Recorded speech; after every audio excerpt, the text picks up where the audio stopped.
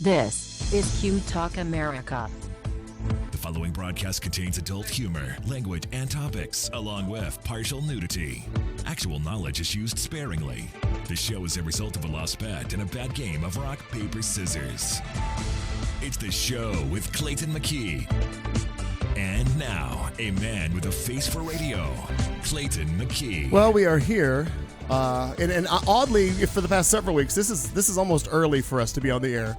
Oh, it is? Only It 3 feels minutes weird. after, yeah. I don't like it. Trying to get those trying to right the ship, get on the right track again. I love all the nautical metaphors. I'd like to begin the show with, by the way, this is show 302. It is the 18th of April in the 2017 year. There's one thing that happened this afternoon that may be beneficial or detrimental to the show. I'm not sure. We will find out as the show plays on. There was a production meeting between Kat and Al that I wasn't part of. I was invited to, but I was busy doing other things. So we are yet to determine whether or not that was a benefit to this show's production or not, because I wasn't included. So we're going to find out. Just Clearly a benefit. Yes, we may never know. Here's what happened. Alcohol was consumed ahead of time Yeah. in preparation. That used to be how this show went. That We could would only start go better. drinking earlier than we have. We've become lax in that. Plus the fact that some of us drink less than we virtually ever have during this 5 years. And I was kind of thirsty when I arrived at the wine bar, so I downed my first 2 glasses of wine in what turns out to be a state record. breakneck speed. State record. Wow. It's true. We consulted the judges. Yeah. Judges? Winner. Yeah, winner. We approve it. We approve it. My God. I think before we get to this is the picture I was laughing at just because I thought it was great. Look at the shoulder pads on that bitch. Look, it looks like she's got So realistic. It reminds me of the Cal Burnett skit where she's got the It curtain, really does. the curtain rod across her shoulders. Just saw it in the window. Look at that. Joan But look Rivers. at the slimming it does to her waist. Sure. Well, I don't think she was a very large woman to begin with. She was a statuesque woman. She had Mamacita as her personal trainer. How could she be? According to the last episode, the eyebrows and the mouth are hers. She can let somebody else do the eyelashes. Then it went on from there. And those eyebrows became a thing of their own. Very much so. For those of you wondering why the Q Talk logo is over where Marnie normally sits, it's because Terrible cold sore. Marnie is not here this week. She called out late because of work obligations. And for those of you who don't know, Marnie is I guess the correct term, she's a social worker, right? Ish for a lot of families who need help in various times of need. And duty called. And like I keep telling her over and over, do not feel bad about missing the show. We all get paid the same, and work comes first, and those people depend on her. So she is out running around taking care of whatever it was that needed to be taken care of. It's my understanding that she works for the service provider end of that whole deal, not necessarily the state. Like, she's not like a state social worker. No, you're right. She used to She be. works for the service provider. Correct. That is exactly. And connects people. She's like a matchmaker, if you will. Oh. From those with needs to those who provide. If you Find need me a a need, song, she'll get catch you a me. match. That's good. That's lovely. I enjoy it. Starting out with song. Later, there might be an impersonation. You never know. I hope there's an accent in A here dialect. Well, I have a story that warrants one, but I'm not sure if we're going to get there or somewhere. Oh not. my gosh, we're gonna get there. Well, at your We own- got at your nothing own but peril. time. Nothing but time. Oh, my heaven's sakes. Well, again, how did the production meeting go? Did you get anything accomplished? We Aside sure did. from Yeah. okay. We went to 2 bars. 2 bars, 2. I know The Rotten Grapes. Which is the most lovely place that Yeah. I've been to in a long time, and I want do to they live have there. do they have anything other than wine? Beer. Yes. That's It's it. a beer and wine. It's wine. It's wine and beer. It's your Postino, but what Postino started off as. They just throw up a garage door, and you're in a cozy little setting with a lot of wine Super cute. Lots and lots of wine. Okay. and lots of beers, lots of choices, and And me, I'm wondering about their overhead and all their inventory. I'm like, wait a minute. How much money are they really making over here with 6 bar stools around the way? But yeah, and they're gonna. I like that your financial interest. I know. I'm The analytical Well, side of you goes everybody to that works at a bar does that. It's like, wait a minute. like, wait a minute. How are you making money over here? Because there were 4 people on staff when we got there. Yeah, and they are like full. There's what 36 40 So bottles. many. There's 40 So bottles many. of wine like available by the glass. There's champagnes. There's There were 100. There were some beers. 100 things on the wall. Yeah. No, they've got a number. There were 100 things yeah. There's written one. on the There wall. literally are 100 okay. things on the wall that you can choose from, and so it's a big selection. Oh. But they're going to move across the breezeway. Oh, are they? If you're Oh. local and you're in the central corridor, Rotten Grapes is by the Landmark building. Central and Camelback Central area. and Camelback, and they're going to move across the breezeway and have both sides open with the patio in between, so they have more space for seating and stuff like that. And Very they're nice. I saw on their Facebook page live music is coming, but it's really good, and they have a nice selection of wines, domestic, imported. Though there's local beers, there's faraway beers, whatever that word is.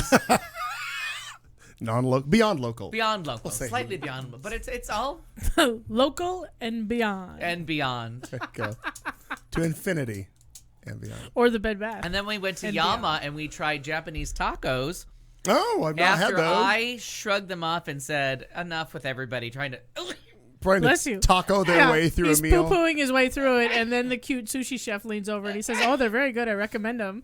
This one goes, "Yeah, all right, we'll try." All right, well, You yeah. sold it. If Christy Yamaguchi leans over the counter and says, "Try it," If you're gonna recommend it, I'm not gonna. You know what I mean? If you're gonna stand up and defend it, then all right, I I gotta got go. Sure. you. All right. Yeah, and, And- they were really good. It was a very tasty, crunchy shelled Sushi taco. Very nice and spicy. I have no idea what the fish was inside of it, but It looked to be a salmon, perhaps. yeah, salmon with jalapeno and wasabi built right in, so it was spicy. You know, and we like crunchy. the wasabi. And then they really lured good. us. They gave us like a dessert They lured- sushi. Oh, and they wouldn't even name it. They just wouldn't said they name were, it. They haven't were named it yet. Sushi freestyling, and they gave us a little dessert. I don't speak Japanese, so That's I what don't they know called what. it. Shut up, sushi freestyle. Yeah, Yeah, it was he called it freestyle sushi. freestyle. All right. They was Freestyle. freestyling it, Okay. so he Oh. didn't. So many things. I just realized. Looked at the seven. So I didn't. I never understood what the fish was that was in the freestyle sushi at the end. Mm-hmm. And he said it like twice. Like I should have known what it was, but I didn't know. But it was crunchy, and it was another one. It had Sweet. It was kind of sweet. sweet, a little bit spicy. It was with some avocado and I guess sesame seeds to give it a little bit of. It reminded me kind of if you've ever ordered the Tootsie Roll anywhere that does basic sushi. Oh, okay. No, seriously, because it's Yeah. got the crunchies and the eel sauce, and it's sweet. And, Oh, okay, yeah. yeah. But this had a little bit of little bit of, but it was very very summery, very like warm summer day Yeah. deliciousness. Well, Like, they're prepping for our season here, which is just inferno. You know, right, but summer. right, I but think our right next- now you're not allowed to bitch about beautiful dry Oh, no, no, no, no, 96 no, no. degrees. No, with, oh, it was the only thing, lovely and I today. mean, you're well on the bandwagon. I just broke down today and turned the air on for the full day because normally I do it Yeah. on Tuesdays just for evening, but today it was a little warm. I want to say yesterday, or the day before, I finally had to like cave. One day I woke up in the middle of the afternoon, in between shifts, and I was like, "Sweet baby Jesus, it's too hot." And that was so. I don't know if that was Sunday afternoon that I was like, "Yeah, we need to stop pretending." And I can't open the windows, even if there was a breeze. Yeah. like the allergies are so bad that I'm like, we're in just total lockdown. So there it is. But I think I'm still going to be able to, pardon me, get a few more nights out of the Oh, the nights are the the nights are lovely. because I have the whole house fan that draws air through, and that works out real well. But I am it was one of those things, you know, you're awakened in the middle of the night by something that has repeatedly gone on, and then you wake up and it just hits you wrong. You're like, fuck it, I'm done with this. I'm so tired of this. I feel like that's how Sharon feels about me. Okay, Yeah. well, at about 4:30 this morning, for the umpteenth time, when the neighbor's fucking car alarm goes off because that much of a knock in the world sets the goddamn thing off, it went off again. And it went off for several minutes before they woke up, and then they shut the goddamn thing off. Now, it's in their driveway, not mine. I hear it immediately Sure. for some reason, because it's on my side, you know, their driveway, Oh, whatever. yeah. So I have... People who need to hear car alarms never hear Do car not. alarms. Apparently not. So but I've already suggested, I'm like, take that fucking car to the dealer and you have them turn that down. The sensitivity needs to be turned down. And now, last night I was about ready to get out of bed and go over and beat on their fucking front door. But he got it turned off just before I was ready to get my feet out of the bed. I was so fucking tired of it. It's annoying as shit to me. It's your car, fix it, or just shut the fucking alarm off. I'm tired of it. Well, so here's what you do. You just, before you go to bed, you wander on over there, you pop the hood, you pull the battery out. Bingo, bango, no more alarm. Well, the unfortunate thing is that fucking alarm will go off. Or if I could Only suggest a until you small disconnect the handgun power, right. and just shoot repeatedly at the front of the car until Also an someone option. shows up. Anybody. Anybody. And really, you just have to find the horn and yank the wires out. I of think that. Like, you don't even have actually to do the that whole was my thing. other thought. I'm like, I'm just gonna go disconnect the fucking horn. No, that'll do it. Well, I mean, my thought would be take a baseball bat to the motherfucker. When that shit goes on, Either way. if you're not going to Either way. respond to the alarm you set, fuck you. I am now going to assault your car. Oh, and then the other And I'll take the community service. You know what I mean? Sure, there is a Sure. there's an insurance policy that's going to cover the damage somewhere. And I'll just tell you, like you made me go out and find out what was wrong with your car, and so I made something wrong with your car. Fix that problem. I made sure that the next time you hear that alarm, you're going to wake up to prevent me from hitting it with a baseball bat. One of the last times it went off a few weeks ago in the middle of the night and it wouldn't shut off, was the guy who owns the car was at his boyfriend's house for an overnight, so he wasn't even fucking home. Right. So the roommate had to then wake up and go figure out where the goddamn clicker was for the car. Like, we are done with this game. Yeah. It's bugging me, and I am the reason that this whole block is as safe as it is. So now I you want just- you all to just stop. And put a piece of paper on the window that says turn that fucking alarm off or you will not have a car window tomorrow. Or die. I'll help you. Yes. There's that. So violent. That shit No, is it's annoying. ridiculous. It's just ridiculous. Because I live across from townhomes, so you can't quite pinpoint the noise, and it's very rare now because I think there's like 3 people left in America that think car alarms do anything but annoy your neighbors and make enemies. So That's what insurance is for. every once in a while, a car alarm still goes off, and you can you feel the venom coming from the people in the Everybody, right. townhome because they're trapped in it, and you can't. And it echoes through those Yeah, fucking you can't things. pinpoint it. Jenny, I don't give a goddamn if it's Yeah. a dirty sensor or not. But I just want the horn we'll just disconnect the fucking thing. I don't care. Just drives And I me think crazy. Matt Moresco just put it on his page that he wants something that shocks people. If they touch your car, they get an electric shock. I agree with that. Because then you'll walk away faster than that car alarm. Yeah. Mom, I agree. Audio is garbled on the audio-only feed. I would suggest restart your Apple TV and try again because you're never going to be happy with the audio-only feed. Just a little tip from your son. Anyway, what you been up to, Kat Carlson? Well played, sir or ma'am. I had to come out today. I went to the gym. It's not the first time. I know everyone is stunned. It's not the first time. It won't be the last time. I don't Yeah. know how to react to that. I know. What No do we one do? knows. No one knows. We don't. I know. There's no sounder. I have no. This I wasn't had to- ready. I wasn't ready for that. No, nobody's ever prepared. I feel like I just had to come out with it and just tell everyone I've been going to the gym. I'm not sure. Oh. I'm not sure if this one is the correct one. Wait, is that is that the correct one or if that one? I'm not sure. I'm not sure. Wow. Yeah, I finally came out on social media about it, and the replies were appropriate. What does that mean? Angry when necessary. I was asked if they serve mimosas there. To which What gym has a treadmill now? Or no, excuse me. What bar has a treadmill now? I know, right? Somebody said you spelled bar wrong. Yeah. Yeah, That's a good one. I enjoy that. but no, that's a thing in my life right now. But hopefully, Now, was hopefully it's a today good just end. paperwork and sign up, or did you No, actually do no. something? No, I signed up before Pride. I've actually been going. Oh, you never know. People That's like. fair. No, people do that. Yeah, I'm gonna go sign up today, but I'm going tomorrow. Yeah. Okay. yeah. No, I've kept it very secret for a month. Oh wow! I know, Look at you. under wraps. Look out. Still haven't lost any weight, but whatever. Hey, even the Titanic took a minute to sink. Yeah. That's fair. Yeah, it's a true story. By the way, it's April. Happy anniversary, Titanic. I mean, was it April 12th? Oh my God! Yeah, it was the 14th. No, it was the 14th or the 15th. It was tax day. Something like. Oh, you. Yeah. I'm pretty sure it was the 15th. In that week, kind of like the anniversary of the show. It's sometime this week. Sometime in there. But other than that, astounding news. I am just checking Breaking pins. breaking pens.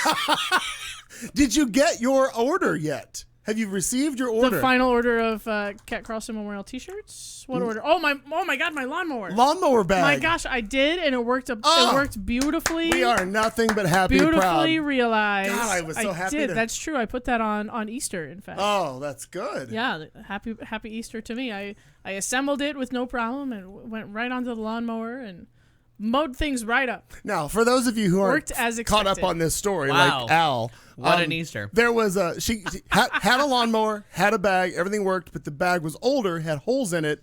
While you're So trying there's to no point to a bag. Right, exactly. Because it was blowing grass straight at my face. So we Not. collaborated Cute. together with the eBay and the part numbers and got it, and she ordered it and she put it together. We did. You're a whiz about those kind of things. Oh, I it's easy. It's so fucking easy to do. The internet is amazing. sent the information over, and within minutes, Yeah. you had the link. I ordered the thing. It came last week at some point. I put it together.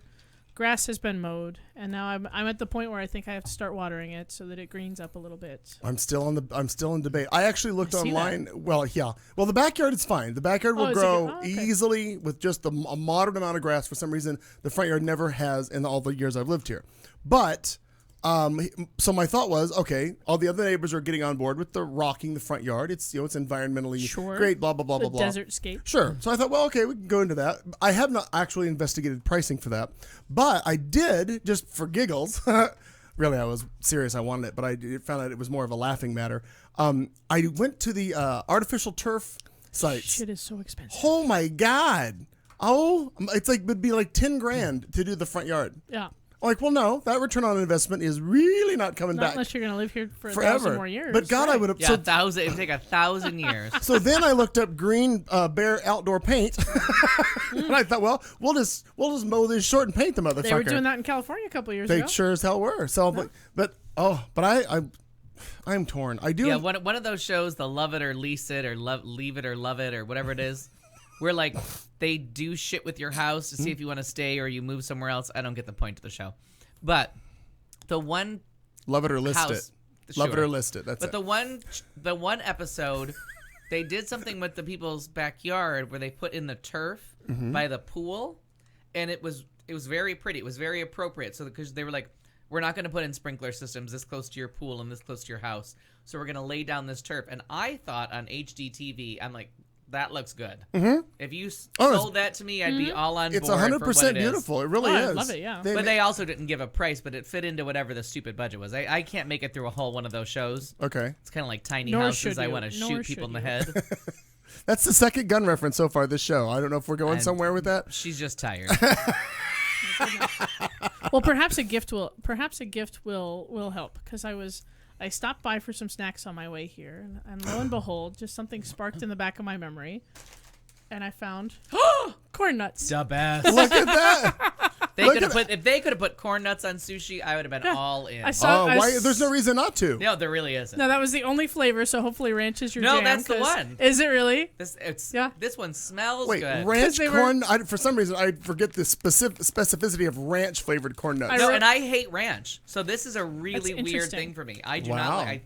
I do not like ranch dressing. I'm not that white. But this nonsense. Look at you pouring them into a bowl, getting ready right to go. in the nuts bowl.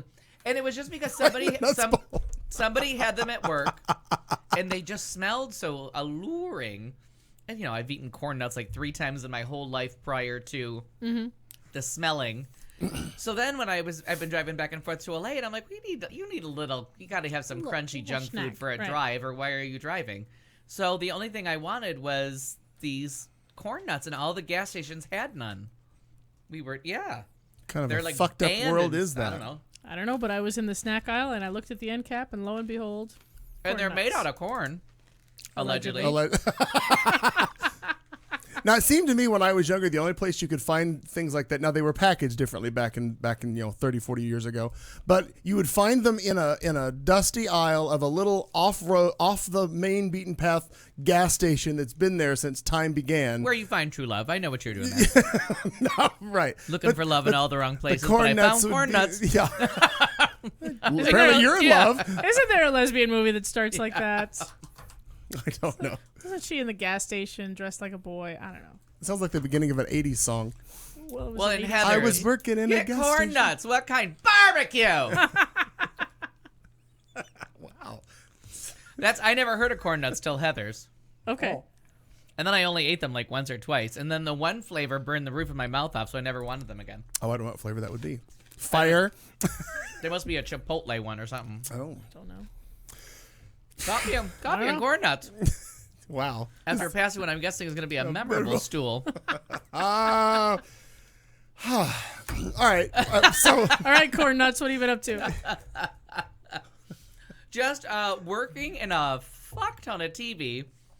you Just- catching up on TV? Yeah, just a little bit of like basic tiredness. Like, had done my sister work, LA, back, the show, had a day off and watched a little TV, and then worked 4 or 5 in a row, and then had like the one day off yesterday. And I was like, so the 2 days I've had off, it was just all spent with me and my couch and I would say a pizza delivery man, but I went and got it myself. I had a rare moment of frugality, and I was like, you know what? I'm gonna go drive and get this motherfucker and save $6. It's at the corner. Like, it really Right. is stupid, but sometimes you just don't want to put the panties on underneath the shorts. Oh, well, I found on your point there. I found out that the exact same pizza that I ordered from Domino's, that if you order and do delivery and all the other happy horse shit, if I order it online, exact same pizza and go get it, I save $14. Yeah, it's a big savings. I was like, well, holy shnikey. Oh my god, and that That's pretzel a whole crust, other pizza. That Yeah, new, totes. That new pizza crust is crack. Oh my god, it's a pretzel crust. Did I say pizza crust? Oh my or- God, we've had the pretzel crust. Pretzel crust, That's thin pretzel stupid crust. So it's like good. eating it on a little wafer of pretzel. Oh my god, delicious. Spinach, tomatoes, We You should all do that love- for next week's production meeting. and then it's delicious. So then I decided I was gonna go to try Nature's Grocery at the corner. I haven't been there yet. Because I wanted like something to throw in the crock pot to cook while we were here, so I could go home and eat something besides a bowl of nuts. Because I'm usually a little hungry after this. Yeah. You do and work up an appetite they doing were, this. so it's talking. mostly vitamins in this store, and then chicken. I mean, no chicken. They were out of chicken. They were literally. shot that on my nose. I went for Sans chicken, and they had the chicken delivery didn't show up. So I'm at a grocery store that was sans chicken. Okay, but you said mostly Sans poivroise. Is that how you would say it in French? mostly vitamins. Like I expected Poulet. there would be a lot of Poulet. a lot of poulet. a lot of produce and fruits and vegetables. That's what I figured would be in there. None of them are chicken though. So that was kind of funny. Okay, so wait, I get the no chicken part, but you said it's mostly vitamins. Oh no, it's like 4 aisles of vitamins. Okay, Like seriously, 4 out of 6 aisles are vitamins. but there is And other then there's- food in there, right? Yeah, there is. Okay. But the funny part was, and God bless them, they mean well, and I know people that are gonna love this store. But there was like this whole refrigerated aisle of food that I'm like, what if I'm not allergic to food? It was dairy free, gluten free, this free, that free. I'm like, I'm actually tolerant of all these things. Can I just get a fucking loaf of bread and a gallon of milk? They had goat's milk, though, in a gallon. I don't know what the point to that is or what it tastes like, but I like goat cheese. I was pretty confident that I could probably get down some goat milk. But, like, they had so many varieties of lactose-free milk, which I'm sure there's a market for. But I'm like, I actually had to, like, ask somebody. I'm like, I can tolerate dairy. Where's full dairy? I want cheese and I want milk. You're a grocery store. Like, I want the stuff that has the stuff in it. Like, I'm not allergic to any of. I'm suffering from all kinds of allergies, but it's not to dairy or They're not dairy foodborne or allergies. lactose. Oh my Right. god! But if you want bread that tastes like nothing, and then they have the worst thing in the world, the absolute stupidest thing in the world, and I realize I should eat less bagels. I don't keep bagels. Good God, why? I do not keep I don't bagels in the understand that house. statement. Bagels are an out of the house experience. Okay. Like I can only eat because I will eat every bagel in sight. Oh, So I do not keep bagels in my house. talking about control I issues. do not let bagels near me. I had someone recommend that I change gyms based on free bagels. Yeah, exactly, and you should because bagels are delicious. They're the greatest food imaginable. We're coming back to you in a minute. But the worst thing that's ever been in my mouth, people, food, whatever, is gluten-free bagels. That makes me want to take this coffee cup and bash somebody over the head with it. Can we Just talk about the violent stop. A tendencies lot of today? anger today. But What now, kind of wine did you have that made you angry? it's a delightful angry until you hand me a gluten-free bagel, and then we're gonna have to. Why have couldn't words. you be stoned right now? Couldn't that help a lot of Yeah, things? it would. But I gotta tell you though, I had a gluten-free bagel once, and I almost slapped somebody because they were trying to sell that to me like fat-free mayonnaise. I'm like, listen, cunt. Yes. Here's things that don't happen. Mayonnaise needs fat, No. and this bagel needs gluten put back in it. Stat. I need, and those two that mayonnaise that go together. I need I need a and gluten if you want to injection. put that good mayonnaise on that good bagel, Go we're ahead. gonna have a party. Ramble, lamba, lamba, ding, da, ding, da, dong. Sure. But So I don't know. I was at the bagel section and I was just trying to figure out. Like, I felt like I was playing bingo. Like, what am I allergic to in this aisle?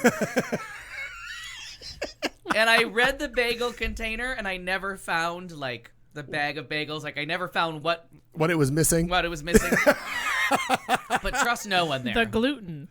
No, it didn't say gluten free, but it was right next to all the gluten free. It was gluten breads, and it was gluten-free refrigerated. adjacent. So I was worried I had to go home and Like, bake it. boil it. Yeah, like what do I have to like? Why is the bread in the? And then there was a non-refrigerated bread section, which had one that was like bread sweetened only by fruit juice. What the fuck are you putting sweet fruit juice in my bread for? Oh, I could see that Why? being kind of good. You know, I've considered. But in lieu of what? Was there sugar in bread? There is sugar in bread. Because the yeast has to have something to eat. Oh, okay. But Yeah, I mean, so it's there not is- like you're pouring in a cup of sugar. No. Cuppa. It's like a. The recipe I use is about a tablespoon of sugar per loaf of bread. So it's a Does little. that help the medicine go down? That It does. tablespoon? The tablespoon of sugar helps. Now that Let makes it go sense down. because the yeast Yeah. does need something to eat, so it gets bigger and rises. Right, so it grows and creates the air and stretches the gluten I'm strands. back There's all with the ya. science, but you can replace that like white granulated sugar with just about anything in the world that's also sweet Oh yeah. and contains sugar. Fructose. Right. I've very seriously considered and need to just do it because I know it would work. Replacing sugar for honey. Yeah. Sounds delicious. Would and then be you call just it honey fine. bread. Honey bread. Right, and it's going to taste even better. Honey bread. I don't know what that was, but you kind of made a song. Yeah, and just imagine like delicious homemade bread with a little hint of honey. Yeah, sure. I'm on board. Just gets better. Well, it's not bad with honey. Well, it's not bad. Honey bread. You could be the drummer. We'll just drop it and just call it bread. We'll be fine. Let's go. But it was just so funny to figure out what I'm like. I wanted to be like, should I put on a name tag so I can go down the right aisle to make sure I'm not I'm not allergic to anything here? Go ahead. Hi, just my name ask- is Alan. I Right. love food. What aisle should I Yeah, be in? exactly. And I eat everything. Olives excluded. I think you should go. Okay. Just tell me you're allergic to olives. I'm sure there's an aisle for it. Oh yeah. Go down that aisle. Okay, let's go back to Kat Carlson for just a second. Bring it on. You touched on you were being asked to leave a gym because of free bagels. Allegedly, and I can look on my Facebook and find out which one. Allegedly, there's another gym in town that once a month offers free pizza, and on a different day of the month, not the same day of the month, but on a different day of the month, offers free coffee and bagels. To which I replied, A, the gym that I sign up for is the closest one to my house because if it's too far away, I won't fucking go. True, I gotcha. And 2, I do not have a shortage of pizza or bagels in my life. Hence the gym membership. Yeah. You don't get to be a fat girl without pizza and bagels. Yeah. These things, they go together. I can so attest. don't- And I it can really attest that. and like for bagels now have to be a treat. It's a rare thing that I can't keep them in the house because if I buy 6 bagels then I eat 6 bagels. Like there's no because I'll just be like sitting around going there's a bagel in the fridge. Oh, well, I've done the same thing when it comes to. I bought that fucking new toaster that makes glorious toast. Oh dear God, I just know if I know there's a slice of bread in this house, it has to be toasted, and I have to eat it. Like that's just. And I go back to you used to live on coffee and toast. I'm like, well, I can't Oh. do this. I can't do this. I had to lie about my consumption of dinner rolls the other day because I made homemade rolls for Easter, and they were delicious. And we sent some home with Sharon's mom because she was over for Easter, and we saved some. And there were not quite a dozen left. And so like the very next morning, Sharon, or maybe it was the next night, but Sharon's in the kitchen like making some food, and she looks and she goes, "Is that all the rolls that are left?" And I had to blame the children. I was like, well, not that I ate 6 of them today, but the kids had some for breakfast. They are delicious. And I'm eating one right now. So I can Scooby that's literally what happened. Dooing your way through that answer. Yeah. Oh, you know what? If you're the right amount of buzzed and someone presents a Hawaiian roll with real butter, gently front warmed. door. Oh yeah, that's the end Oh. of me. I'll be like, oh, you made steak? I didn't even see it. Make a honey ho, Exactly. Hawaiian Yeah. bread, and here we I go. will swear to you I'm a native islander. As I shovel that shit in my mouth. Bruno Mars, my brother. Yeah, As long as you don't eat that nasty poi. we're the same. I've not had poi. I've never had I poi. don't like it. To me, poi it seems like Like it a would be chalky, puddingy. applesauce you with your pinky. I mean, that's for some reason what I think poi is. Maybe I'm wrong. No. I think you're wrong. I don't know what Well, I don't know what poi's made out of. fish. I want to start eating applesauce with my pinky. Though. Yeah, it makes. Well, no, this but every is a time I've thing. ever seen poi, it seems like it's in a bowl and it looks like applesauce. It's like puddingish. It's mushy. I don't know what it's made out of. I'm not entirely don't wrong like on it. my No, you're assessment of poi. It wasn't applesauce and pork chops from Brady Bunch, for God's sakes. Jenny, I want to answer your perfect bagel question by saying both. Oh, see, I don't enjoy the both. Butter and then the cream cheese. In New York, I always have to tell them I want. Yeah, Cal, you're a bitch, but I enjoy it. Yeah, That's when I'm in New York, in New York City, and I have to tell them like, keep the butter to yourself. In this one instance, I love your butter. I'm not allergic. I am in no way casting doubts on your butter's ability to make people happy. But on the bagel, it's just cream cheese. I don't like butter and okay. cream cheese, and I don't like just butter on a bagel. That to me is like, why did I have a bagel? It's a sad bagel, right? Yeah, it really is. I feel like we've lost out on 70 grams of fat that were going to be in my mouth. Oh, sad. Don't It lose is. those. Yeah. You need those. Winter's those 70 coming. Grams. Exactly. We're bulking up for winter. Yeah. I'm caftan ready. Oh, speaking of caftan, now Marnie seemed to sign up on this. I think we all need to go find our own. Are we having a caftan party? I want to have a caftan show. I think we should have a caftan show. I'm in. And I'm prepared. I think it'd be fantastic. All right. And fortunately, because of the way caftans are made, you can drape it over your lovely One size fits all. whatever outfit you've got. Most. One size fits most. That's fair. Settle down. You know you're fat if the crotch in your caftan is tight. Yeah. I hope I'm not there. No, but I think we should all figure. I'm not sure what day we should set for this, but I think we should all find a caftan. I think a Tuesday would do. Well, no, preferably while we're on the air. Yeah. During one of the live shows. Let's do it. Oh, that'd be during nice. one of the live shows. Why don't we do? This is live. But we all could find our own suitable caftan. I think it'd be a lovely show to have. Oh, that would be lovely. Because we're going into summer and people like a breezy, sort of a lounging outfit. I think would be a. I do like a hostess pants. Of course you do. Mrs. McKee, what'd you do? Well, it's been a busy, I'm sorry, busy miss. day.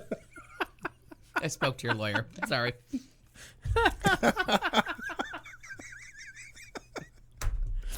Well, Been busy, have you? of course I have. Watering plants, figuring out what color they are when they bloom. It's all kinds of I excitement. saw that. The Now, hibiscus. do you guess? Well, I bought one and I didn't know what color it was going to be, but it was a good deal. And I'm like, fuck, it's going to be a hibiscus. What do I care? Turns out, gorgeous yellow. It's a beautiful. So I have 2 pinks, 2 reds, and a beautiful yellow. Makes the border of my porch just an extravaganza of hibiscus love. Okay. So anyway, so there's that. I'm going to Google hibiscus. Well, I have a they're I have a picture. Would you like a picture? I don't have a picture to show you on this, but it's a beautiful thing.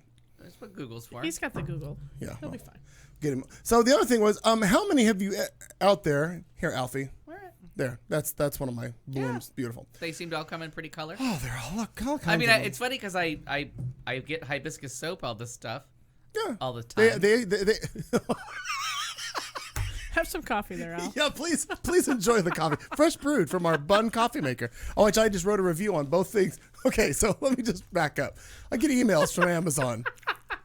Amazon sends me emails about stuff, because they want you to review stuff. They send 'Cause them to me all the fucking Not time. enough people apparently review products. Because I am using and abusing that Amazon card So every chance I get. in the email that I got just today for reviews, one was for the peppermint plants that I bought that never bloomed, never did anything. So my 1 star and said in the description, never bloomed, should have bought local, whatever, send.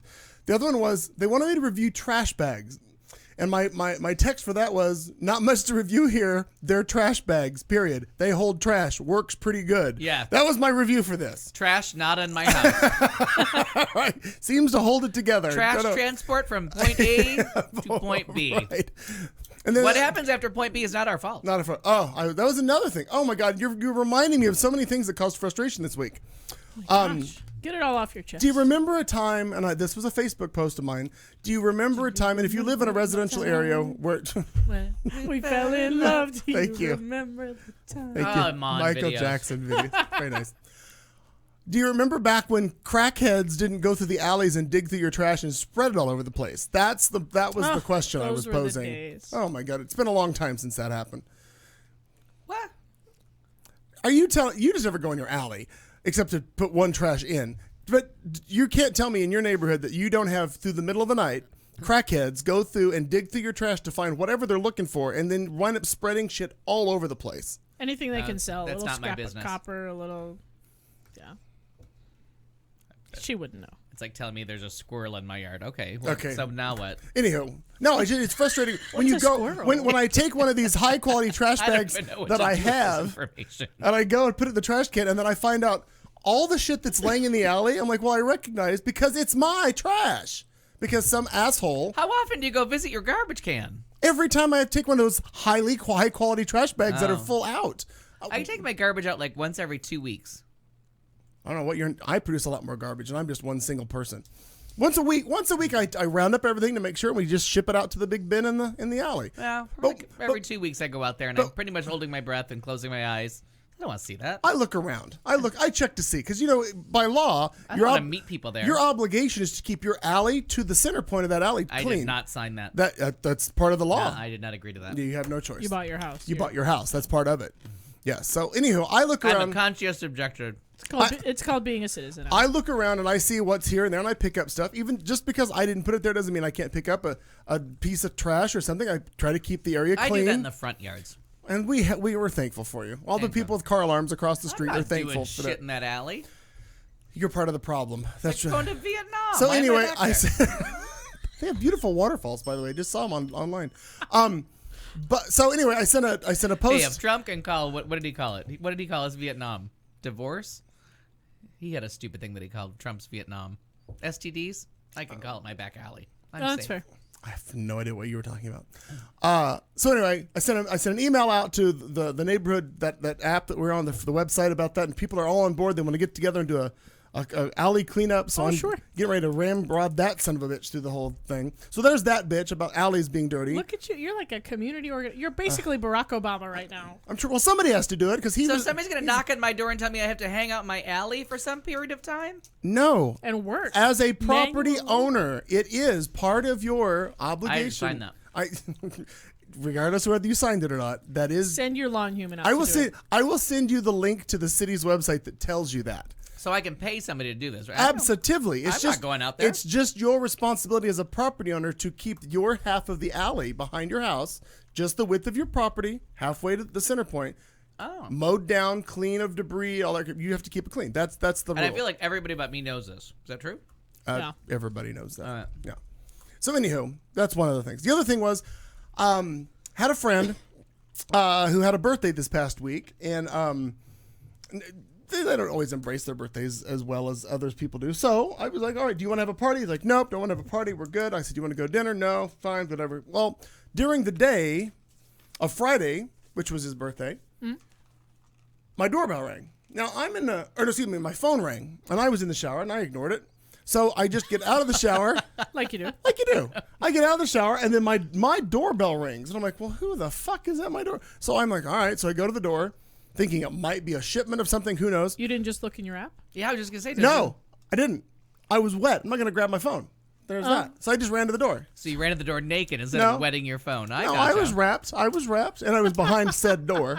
Caftan and moo in hand. There you go. There you go. So anyway, the guy's holding a plant, a big tall plant with a card, and I'm like, he's like, I have a delivery for Matt Little. I'm like, well, Matt is down the street. I said, and he goes, yes, because I already talked to Matt. Matt has rerouted the delivery here because he's not home. I'm like, all right, set it down. I'll get it. I got the plant. Yada yada yada. Day goes by. I realize Matt's home. I take the plant down. I set it on his front porch, and I text him, your plant delivery is now on your front porch. Within minutes, like not even 2 minutes had passed, and he sends me a text back. Your delivery is in your carport. It's got glass and it's kind of heavy. Be careful. And I'm like, you fucker, you didn't even take the goddamn birthday card off the plant. You just brought me the plant back. So I didn't even go to my carport. I just texted back, God, I hope you at least had the decency to take the card off of it. And he replied back, nope, mystery gift from some secret lover or some bullshit he said, whatever. So I'm like, okay, thinking that this is a plant. Now, here's where I get to the point where have you ever been given a gift from somebody and you're like, the fuck you think you are giving me this? Sure. So I go out there and it's not the plant. It is a square box that's about a foot or so completely square, and it is heavy as lead. It's just a fucking heavy box for its size. Brand new set of Pyrex. No. Good guess. Good guess. Flat box, but anyway, Oh, got that. all right, all right. So anywho, Cast so, iron skillet. So I get the box, and I was getting ready to go to work at Stacy's for Drag Race. Oh, sure. So I just saw the model number of the whatever the hell it was inside the box. And I just Googled it right quick, and it just said some blah blah whatever scale, and I'm like, I responded back, you fucker, you sent me a scale. Well, why wasn't there a cardiologist sitting next to the fucking box?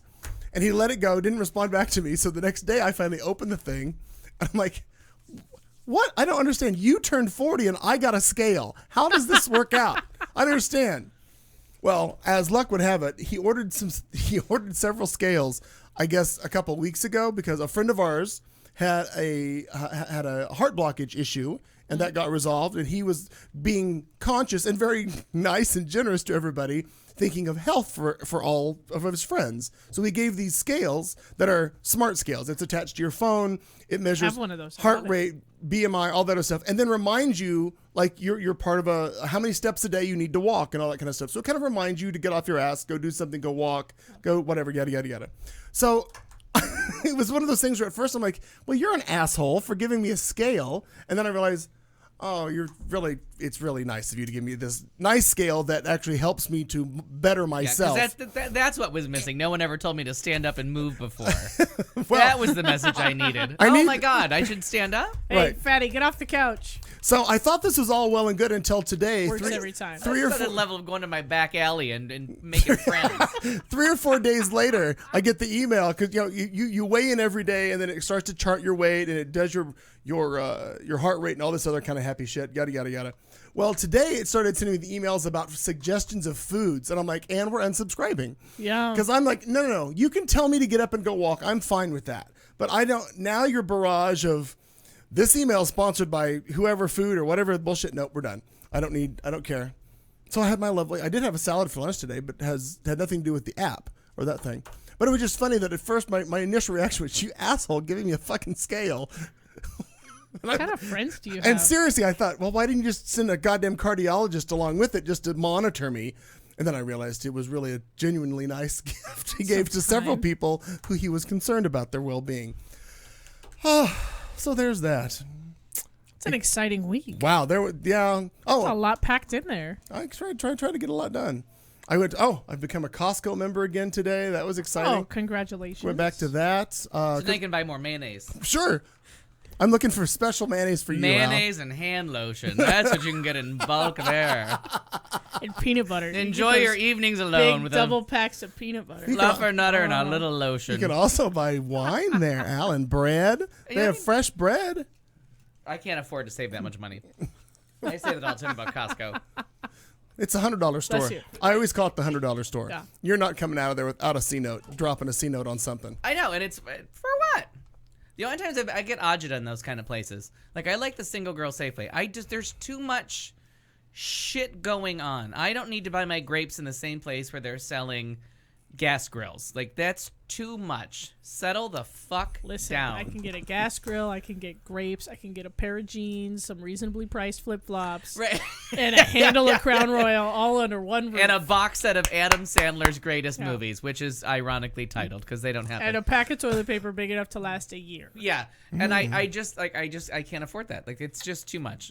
Like, I need one. Like, it's kind of like that stupid dollar shave club that's only used by people that don't shave. Oh, yeah. They don't That work. is- They don't work, and they're like $6 a month. They don't work. No, I have to get out and shave with something else afterwards. I've never, like today, I had to shave everything again and I have the one that's supposed to be the specialty one, but everybody that uses it doesn't shave. Okay, I just started growing this back 2 weeks ago. I know, but everybody has like a goatee and facial hair, and That like, doesn't mean lives we with don't shave. stubble. We just don't shave all of it. Right.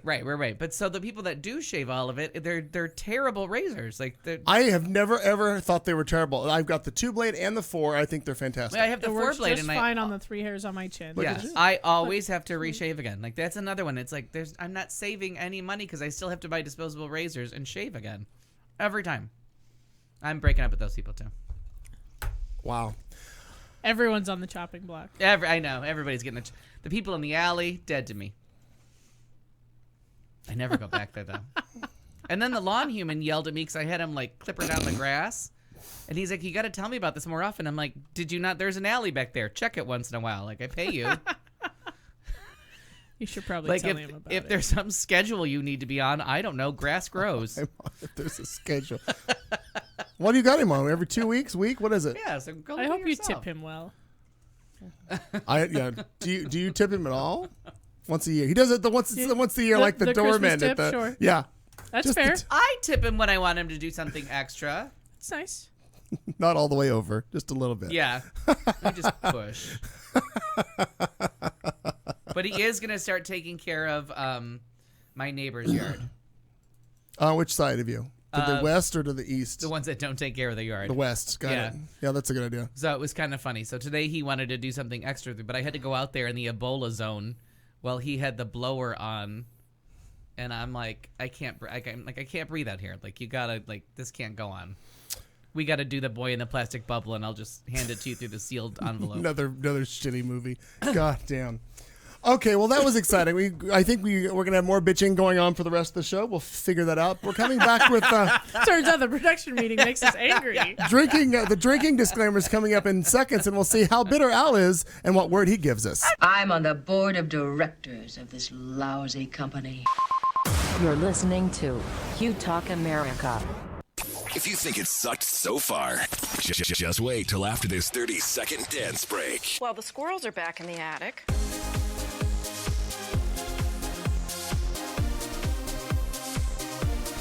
Your dad won't call an exterminator. He says it's personal this time.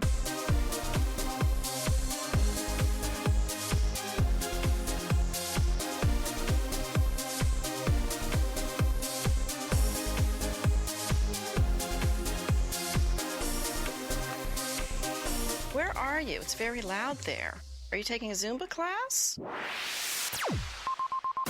This is the Q Talk America Radio Network. And now, a drink-along.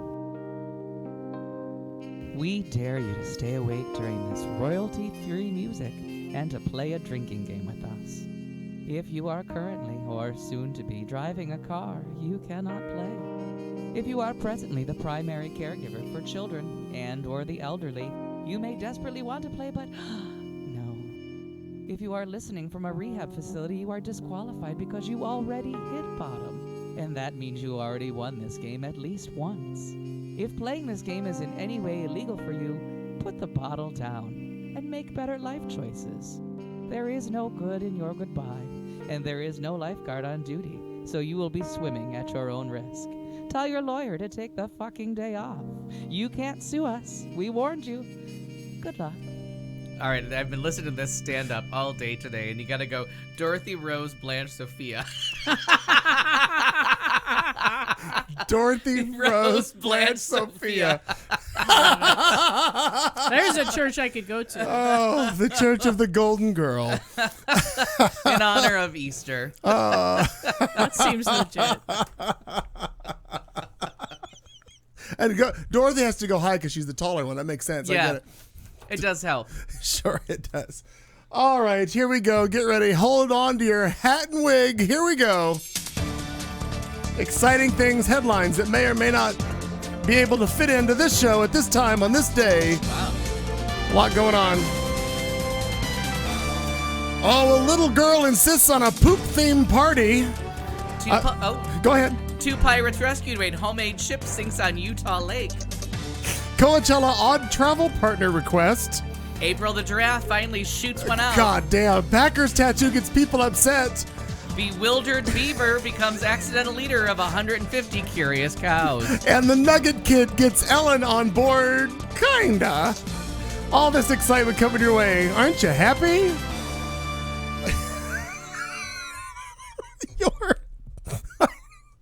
My favorite part is about that is your headlines were so fucking long. Yeah. It just made me laugh. And they're all animal related. Yeah, but that goddamn giraffe, I'm so glad that's over. Criminy. I always thought, just let her go walk around. She'll shit that thing out. But they just kept her in that little 4x8 cubicle. That's not how that works.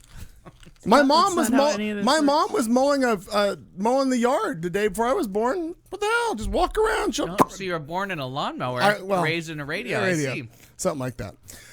Oh, well, this little girl may be only 3 years old, but she's really quite the character. And now little Audrey is capturing the national spotlight with her unique choice of a birthday party theme. And that theme is poop.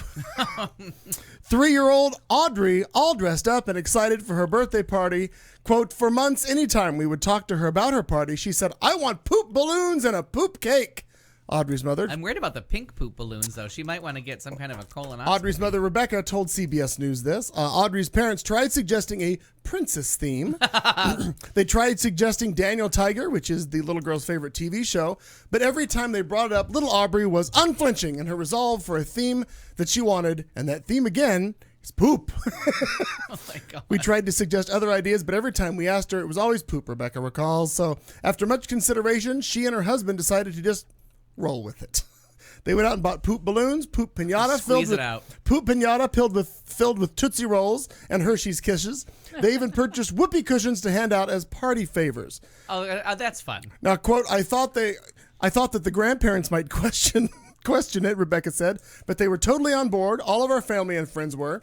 It makes me grateful that we're surrounded by such supportive people, and most importantly, Audrey loved it. It was Audrey's party, so she wanted to be something that she would love, Rebecca explained. I love that we'll look back at pictures that will represent our quirky little 3-year-old.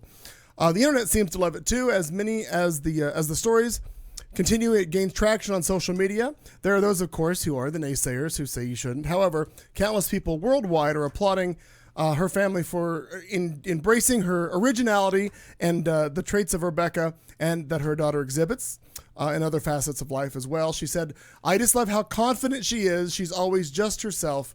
And when she's older, she'll have plenty of people trying to tell her that it was cool and she's not weird. No, I think that's going to go the other way. To be, Mom, please, bringing a guy over. Stop talking about that. Right. Don't show the poop party pictures again. She's going to be a strong individual. And I love, like, what would the naysayers have to say? Like, shut the fuck up. First of all, that animated little pile of shit looks really happy. I don't blame that little girl. Second of all, she's got a lifetime full of people telling her that she can't. Her parents should have said yes to whatever her fucking birthday party issue is. Absolutely. And people that have something negative to say about a parent theme, like, shut up. Like, shut up. I'm sure we've all had an odd themed party here or there that other people might have questioned. I mean. I was looking at you when I said that, so I thought maybe Kat would have some fun story. There was an unexplained rocket ship on one of my cakes once, and I still to this day am like, really? How old were you? 12. Okay, and a rocket ship. And I don't know if I suddenly had a fascination with all things phallic, or if someone thought I liked rocket ships, but it was. Every once in a while I see the picture and I'm like, and it's not like there was a space theme. There was just a ship, a rocket on the cake that was like, okay. All right. Were you listening to, timing would have been, was it Herbie Hancock? Little rocket? Oh, no, that's years later. Well, I never know with you. You did a lot of crazy shit in your basement. But it's one of those things that I'm like, was this a theme? And it could be that I had something that I don't remember liking. Like, I don't know. I was suddenly fascinated by rockets. I find that hard to believe, but. Well, or sadly, somebody just went and said, hey, I need a birthday cake for a 12-year-old boy. And they're like, well, here. Yeah. And all of a sudden. It'll make Donna Summer cakes. How about a rocket? We're all out of MacArthur Park sweet cakes. Exactly. Is he willing to put his face in it and sleep for a while? How far is he willing to go into this metaphor? You can leave it in the rain. Oh, he already has the cotton dress? Never mind. Oh, yeah. But I also never did birthday party. You know what I mean? I never did birthday parties. Like, we would, on Mother's Day, because my birthday, we would just celebrate it on the Sunday near my birthday, which is always Mother's Day. We would have, like, a cake for me, a cake for my mom, and, like, my grandparents over and, like, one friend. Like, yeah, this whole thing. I was the third kid, so, like, there was no he'll be fine. Birthday, you know what I mean? And Yeah. like, there was never anything in school for birthdays. Like, I've never understood people that make something out of their birthday because it just never happened. Like, well, I'm even so this year I'm doing something, but it was kind of like to make up for the fact that I'm not inviting some people to one half of it. So You heard it here But first. honestly, as a kid, I never had a birthday party. Like, it just never. People just came over. My grandparents sang happy birthday. We had a cake that said Happy Mother's Day. One that said Happy Birthday. We just moved on with our business. Each of them. Sure. Ruthie opened a bottle of gin. He opened a bottle of vodka. And everybody moved on.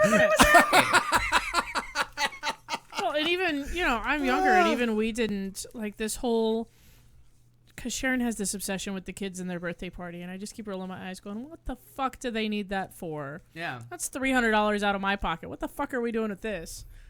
I'm so Scroogey at home. It's so terrible. Easy Pete's. But no, because it's got to be this theme, and it's got to be at one of these stupid bounce house places, and it's got to be, and I'm like, seriously, every birthday that I've had with my family has been just that. Like, my grandparents would come over, and somebody would make a cake, and they would sing happy birthday, and the end. And I don't remember anybody in school ever doing something for someone's birthday. Like, I don't remember. I remember ever my once- mom used to make something for us to take in. Like, my mom used to bake, and we would Yeah. take, like, cookies or something. I just pictured what's her name from The Middle going wrong family. Like I never remember going to school and like anybody Like, having a big hoopla. for anybody's birthday. I don't know if there was just too many kids in our class who were like, we can't do that every fucking day. Right. Oh, yeah, absolutely. and I don't remember a big thing either. I remember we used to take something in, but it would be like at snack time, Yeah. oh, snack time today, it's Kathy's birthday. Her mom's sending cookies. Happy birthday, goodbye.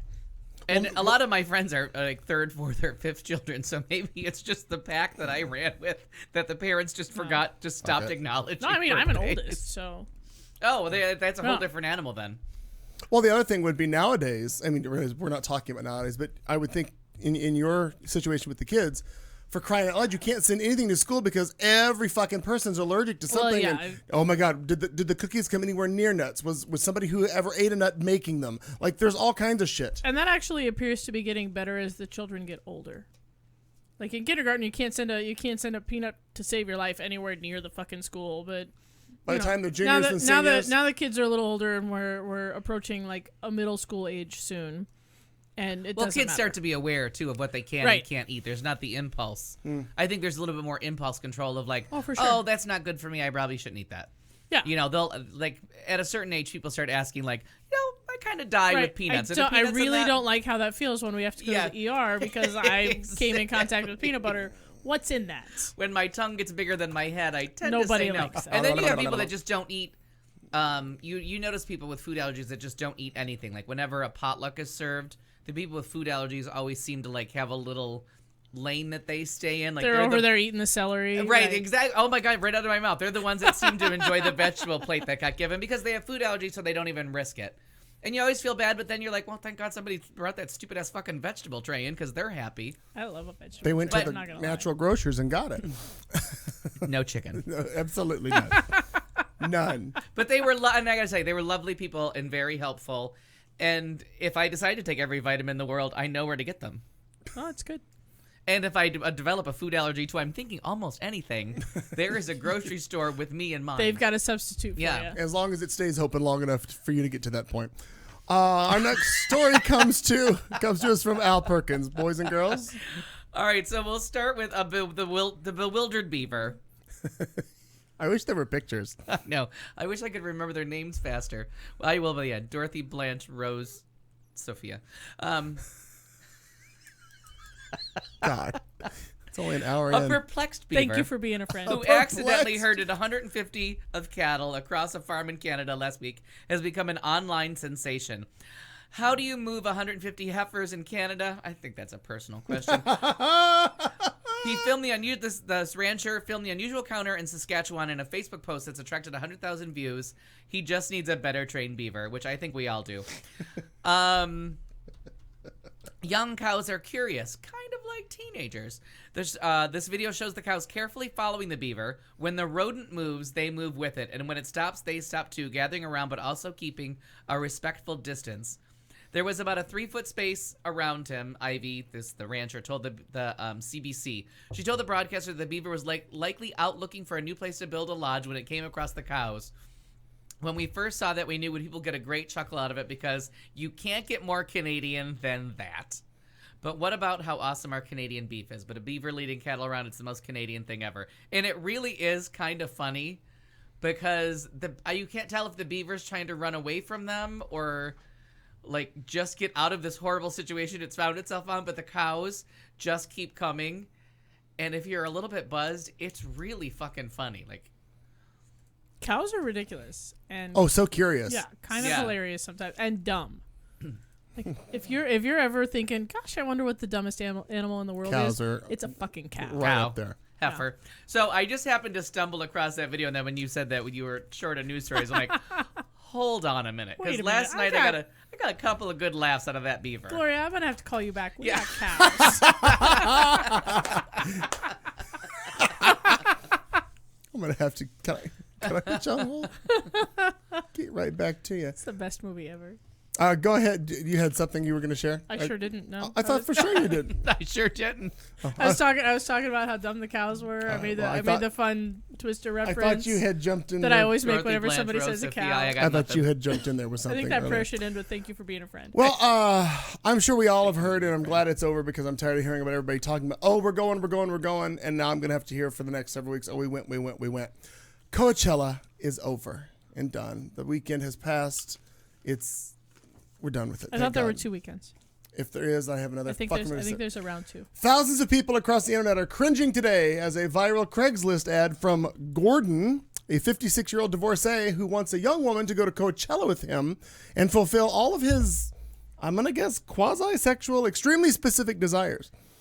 The post, which has been deleted since this was published, was shared on the Los Angeles message board. And if this seems normal to you at first, I want you to keep reading. Well, first of all, here's the ad. Here's the ad. Coachella VIP weekend, 1 pass free to the right person for $1. And look at that bitchin' vintage old camper this guy's got. I am so on board with going anywhere in that. Look at that. Oh my God, I grew up in one of this those. vintage old camper. I just thought it was a cool old. But I want above the cab sleeping. course I you just do. think that's fucking fancy. We had one Sure. of those as a kid. All right. Well, now they're all It on. always seems to be where the parents God, want to these are sleep. delicious. Yeah. Now that we're on board with this, let me read you the ad. Coachella VIP weekend, 1 pass, free for the right person. Okay, here's the deal. I have a VIP pass for weekend 2. So apparently you are correct. Uh-huh. Weekend 2 is coming up. Shit. I'm willing to give it away for free to the right person. I'm looking for a travel companion, that's in quotes, that can enjoy the festival with me and just have a great time. I left my job as a supervising manager at a soup plantation and subsequently divorced my wife of 11 years. I cashed out my 401k and decided that moving forward, my life is going to be all about having fun. No more team meetings, no more employee evaluations, no more balance sheets, no So more far, darn I'm on board. no more darn conference calls at 7 a.m. Those darn conference Fuck calls. those Just conference fun, calls. he says. I have a room at the Tropics Motor Motel in Indio Fuck yeah. Thursday through Monday. Fancy. And if you believe you can meet the below criteria, please shoot me an email and describe why you think you make the best fit. Dorothy Blanche, Rose, and Sophia. I hope Yo. that fits. Thank you I for being a appreciate friend. your time and look forward to finding the right one. Here are the list of requirements. Oh my God. I'm so nervous. God, I hope I make it. I'm gonna write this down like it's a Cosmo quiz. Number 1, must be female between ages of 19 and 25. Kat, you're already out. Oh, I'm in. Alice good. Still in the running. Female. 1925. Number 2, must be Ow, comfortable for the traveling in a recreational vehicle. The vintage Shasta Chinook 3100 is pictured and attached. I feel like that's racist. That would be no. I don't think you should call somebody a that's- Shasta Chinook. No, that's what that is. That's what they called the motorhome, honey. See, it says right there above Oh. the windshield. Check. It says I'm Shasta.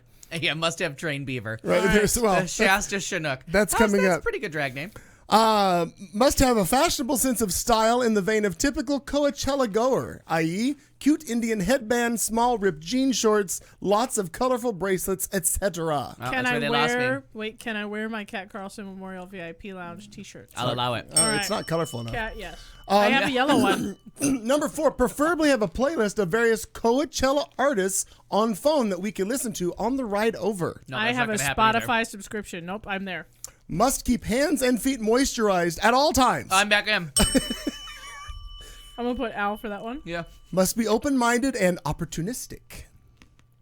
Like an infection? Doesn't say. It just that's I'm gonna give that one Yeah. to you. That one's for- Number 7, must be okay with periodic hand-holding, perhaps during certain sensual songs and while walking into the festival initially. Do you know I hold people's hands all the time? That's how I put them on hold in person. Like if I'm talking to you and I want to talk to him, I hold their hand. Oh. Yeah. If I don't want you to 'Cause I'm leave, coming to you. I'm coming to right, you. I still want to talk to you. I'm gonna hold your hand. So We're going to give I'm that there. one to That Kat was because me. I'm going to need the exact time period that you expect to hold my hand. There's more coming up, trust Okay. me. Number 8, fingernails and toenails must be nicely painted and harmonious with general color scheme of outfit. Yeah, blank. Okay. They match my khaki shorts. Number 9, They go with everything from blue jeans to a high heel. Number 9, he says, I will provide snacks such as beef jerky and peanut butter sandwiches, but if you have additional snacks and or drinks, that's a big bonus. Oh. He had me at PB&J. Yeah, there you go. I'm in. All right.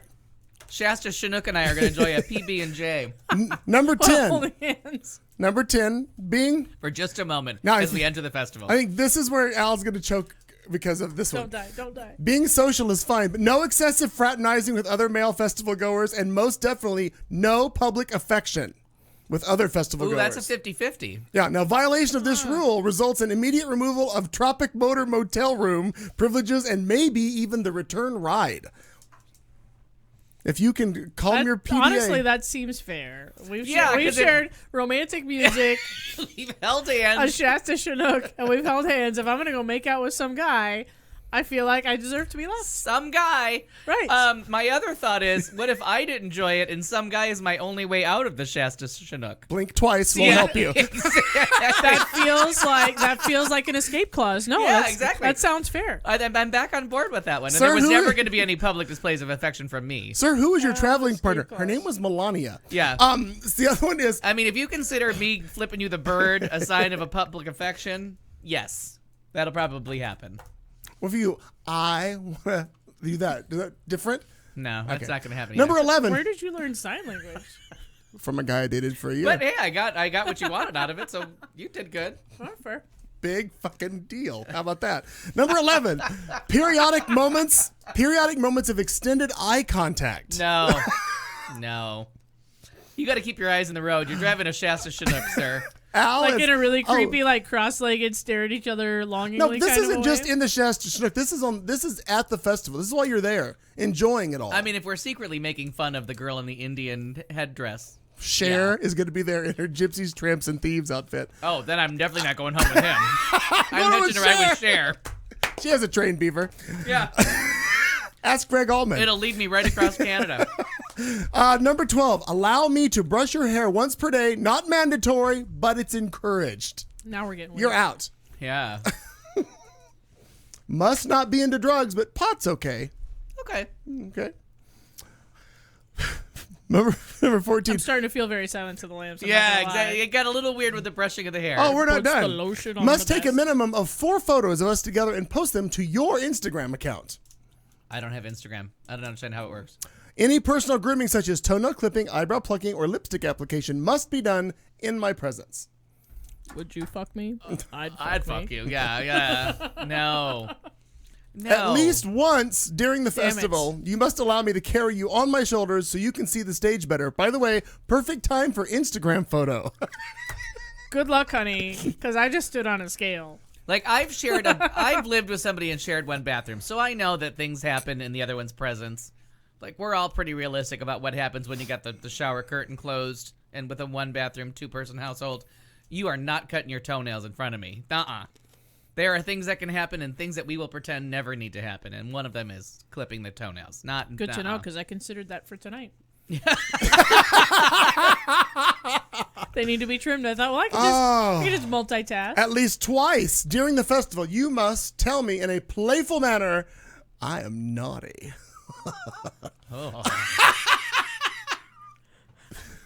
The Shasta Chinook is not looking anywhere near as appealing as it I'm did really initially. creeped out. Number You know, 18. I'm taking myself off Yeah, of exactly. of 2, I'd like to 3, be disqualified 5, immediately. 7, and 9. I'm taking Number myself 18. off. At some point in time during the festival, you must tell me that, quote, you didn't know how this was going to go, but you're actually having a really good time. Okay, now that one I'm going to back up. I like to tell people at the beginning of a trip, in case I forget to tell you later, I had a great time. Before just seems polite. before the car is pulled away from the curb. Yeah. This is going to be great. Usually I do it as we're buckling up in the airplane, like in case I forget to tell you later. I had a wonderful time. Number 19. At least once during our stay, after your shower, you must use the steam on the mirror to write a cute message to me so that later when I shower, I can see it. Help! I've been Help, kidnapped yeah. Outside of the word help, I had a loss. Oh, okay. Number 20. Wait, there's more? The final one. The 20 was a list of 20. All right. The final one. Felt You longer. must be ready to party and have fun. This is a once in a lifetime opportunity. And as mentioned, all expenses are paid during this trip. If you think you're the one, let me know and we can have a great time together. My name is Gordon. I'm 56 years old and I'm from West Covina, California. West Covina. All the best. All right, I'm back Gordy. on board. Just to say I got to go to crazy ex-girlfriend's hometown. West Now, I need to look at a Covina. map. I don't remember how far it is from West Covina to Indio. Too far. I'm gonna say I'm just gonna throw this out there. 2 hours. So I'm gonna say 100 miles. First off, I always want to go to West Covina. Not always. God, because of look my at you. ex-girlfriend. 110 miles. I'm really good at this game. I know. And what is it near? hour 42 minutes. Indio is really in the inland. No, I know where Indio is. I go through that every time I go to LA. West Covina. I'm sorry, West Covina is just West Los Angeles, north of Anaheim. Oh, okay. Because it's 2 hours from the beach. And 4 with traffic. Yeah, 4 with traffic. Oh shit. And Rancho Cucamonga is where oh Jesus Christ! What's the show with the stoners on Comedy Central? Workaholics. Workaholics. They live in Rancho Cucamonga. All right. Rancho Cucamonga. So there you are. That's if you went there, if you're listening to this show by any odd chance, and you took Gordy up on his old offer there, please reach out to us. We'd love to talk to you after And weekend know that you haven't 2. been raped and killed in the desert. Yes, and remember, blink twice if you haven't. Think of it as a proof of life video at this point. Exactly. Hold up a newspaper from today. Get a USA Today from whatever. Well, actually, I'm not sure what the little travel lodge you were going to stay in is going to offer as far as daily news information. So when Nant asks, and I think we all want to know, do we have a photo of Gordon? We do not. We do not have a photo of Gordon. The only thing That's we've never a got good sign. is this beautiful, well-kept, lovely His friend traveling. Shasta You don't even know how bad I want one of those. What kills me is I bet he bought this brand new, and it's perfect. Like nothing's wrong with it ever. I love it. I think it's the coolest thing. They don't do well. Because during it's got the Ford truck on it. I'm fine with the Ford truck. Yeah, that's a Ford front end. No, the whole thing's a Ford chassis, but I mean it's literally built because you can walk right from the front into the back end. It's all one. If unit. that No, thing I'm can not get- kidding. My parents owned one of those Oh. when I was a kid. Like, we had one. Ours was a longer. Ours was a, I think that one's like a 26 foot. I think ours was like a 30 something foot. Fancy. Yeah, because we had the dinette that turned into a bed in the back. Oh, well, Yeah, because- right. Yeah, As it should. Because my sister and I As have it should. always been against like sharing a sleeping space, so we would. Oh, and Harrison is offering to take me to West Covina for a dinner or a movie on a Pantages weekend. So Oh, for there we crying out go. loud! What in the world? But we're gonna do You it. have to take a lot at Yeah, West Covina. Harrison, Yeah. Harrison, And can my you do a little song and dance? Yeah, my question is, Harrison, do you have a list of requirements for Al? And I would like you to post those in the chat room, or message them to me privately, and I will pose them to him on the show. That would be good. Our next story again comes from Alfred Perkins. Here we go. All right, so April from the giraffe finally gave it up. Yes. Ugh. A giraffe at a New York zoo whose pregnancy has been live streamed since February finally gave birth on Saturday The morning. longest live Does stream nobody ever. know what the gestation period of a fucking giraffe is? Clearly, the zoo does not. I They guess learned. not. They just learned Just- today or yeah. yesterday. When Yes. did it happen? Friday. Maybe she lied about who the The dad was, 15th. which is why it took long. Right, exactly. I didn't want to admit I was dating Jimmy, so I pretended it was someone else. Wow. The new calf born at the Animal Adventure Park in the town of Herpsburville is a boy. April could be seen in her stall on live camera cleaning off and watching over her new offspring. More than 1 million people were watching the live footage as April gave birth, according to the Washington Post. The video has gained mounting national interest over the last few months, with some social media conspiracy theorists even suggesting that the whole thing was a hoax. Giraffes are typically pregnant for 13 to 15 months. Oh my gosh! Wow. Yeah. Okay. Well, it's a big thing you got to grow. That's fair. They removed, I love this. YouTube had to briefly remove the video in late February after receiving complaints that it contained nudity and sexual content. I read that. Jesus Christ. People are stupid. And then there was people that were complaining because the animal was in captivity. Though it's unclear who was truly to blame, some animal rights activists have expressed concern for April's situation. PETA is, of course, involved and said the newborn giraffe would be denied a natural life. Yes, but, I mean, or you can go live in Africa and the Trump sons can come hunt you. Right, and they can kill it immediately. Pick right. your fucking poison. Yeah. I'm sure giraffe pelt is best when it's young because it's supple. The zoo has defended the practice as raising awareness for giraffe conservation and that their giraffes lead happy lives. Now, I got sucked into this motherfucker. Must have been back in February because somebody was saying it was actually happening. So I watched it, and I just watched a giraffe kind of walk around, stand there. Yeah. So then I went and watched like all these different animals give birth, and I swear to God, I almost became a vegetarian for like 10 solid minutes. I was going to be vegetarian. Live birth is really gross. Well, there's no chicken available at that it store. Was nasty. Well, birth is not. But they come from an egg, so that's a whole different animal. That's not nearly as grotesque as the live but have you ever birth seen? thing. Have you ever seen a chicken hatch? Yeah. Also gross. Yeah, not pretty. Well, they need a shower almost pick their way out. immediately Well, afterwards. yes, They're all slimy. And feathers. Yes. Ugh. So I mean, but mother These and corn child nuts are on the other fine, hand. and I know you're supposed to hate zoos or whatever, but in some cases, that is the only way some of these animals are still alive and Right, because they're reproducing, preserved. Is unfortunately because in the wild they're not being treated That's well. 100% And right. prior to the internet, the only way that we knew that these animals existed and needed help was the zoo. Yeah. Like prior to there being a free and easy access to information, that's how you would find out that these animals exist in Africa and they need to be saved from ivory traders. And the zoos of the 70s and 80s are not the zoos of today. You know what I mean? No. The tiny pens, the horrible treatment. There are many zoos that have. I learned a lot from Sesame Street watching about animals too, because there's the only Snuffleupagus I know is actually on Sesame Street. I don't know if there's any others out there, but he's the only one. Only captivity. one. See, it's true. That's just a shame. Well, so Anant put up a link. I wonder what the link is to. Is it all the Allegedly the demands? Oh, but so I mean, if you go, you can spend a whole day on YouTube if you want to, and I did it that night looking for animals giving birth. Harrison, I saw a picture of a giraffe baby, and my first thought was, "Oh, what a cute coat that would make." See, you just got to send the Trumps in first. Yeah, let's. Wow. Alicia Rice did not expect the backlash. Who's that? What's going on there? No, nothing. I will mute it. Oh, I thought it was her. Is that the rhinoceros, or is that the hippo that shits everywhere and makes the farty sound? Yeah. That is a funny video. That's what Anant sent us. It's a cute video. Alicia Rice did not expect the backlash when she posted the photo on her Instagram photo, but trolls were quick to emerge from the depths of the internet. This is in reference to a tattoo, by the way. One user wrote, "What in tarnation is this gay ass shit? This is what y'all do up in Wisconsin. Don't even look like his face, and his helmet is severely fucked up. That's some homo ass shit." Now these are reactions to a tattoo artist who made this tattoo of Green Bay Packers, I dare say the joke, tight end, Aaron Rodgers. Aaron Rodgers. Now, that is a pretty gay tattoo. it is, but the person who requested the tattoo wanted to honor him. Nothing was ever said that it was to look like the player or any of that stuff. It was just his number, his thing, yada yada, whatever the hell it is. His thing, which according to that, his thing's good. Another one added that is, quote, the gayest tattoo ever, and I'm sure A-Rod don't want that shit on no one. This is where the dialects could have come in, but I wasn't sure. Yeah. There are many other comments that can be viewed on the artist's Instagram page. The idea for the tattoo was a combination of a client wanting a traditional American-style male pinup and a Green Bay Packers tattoo.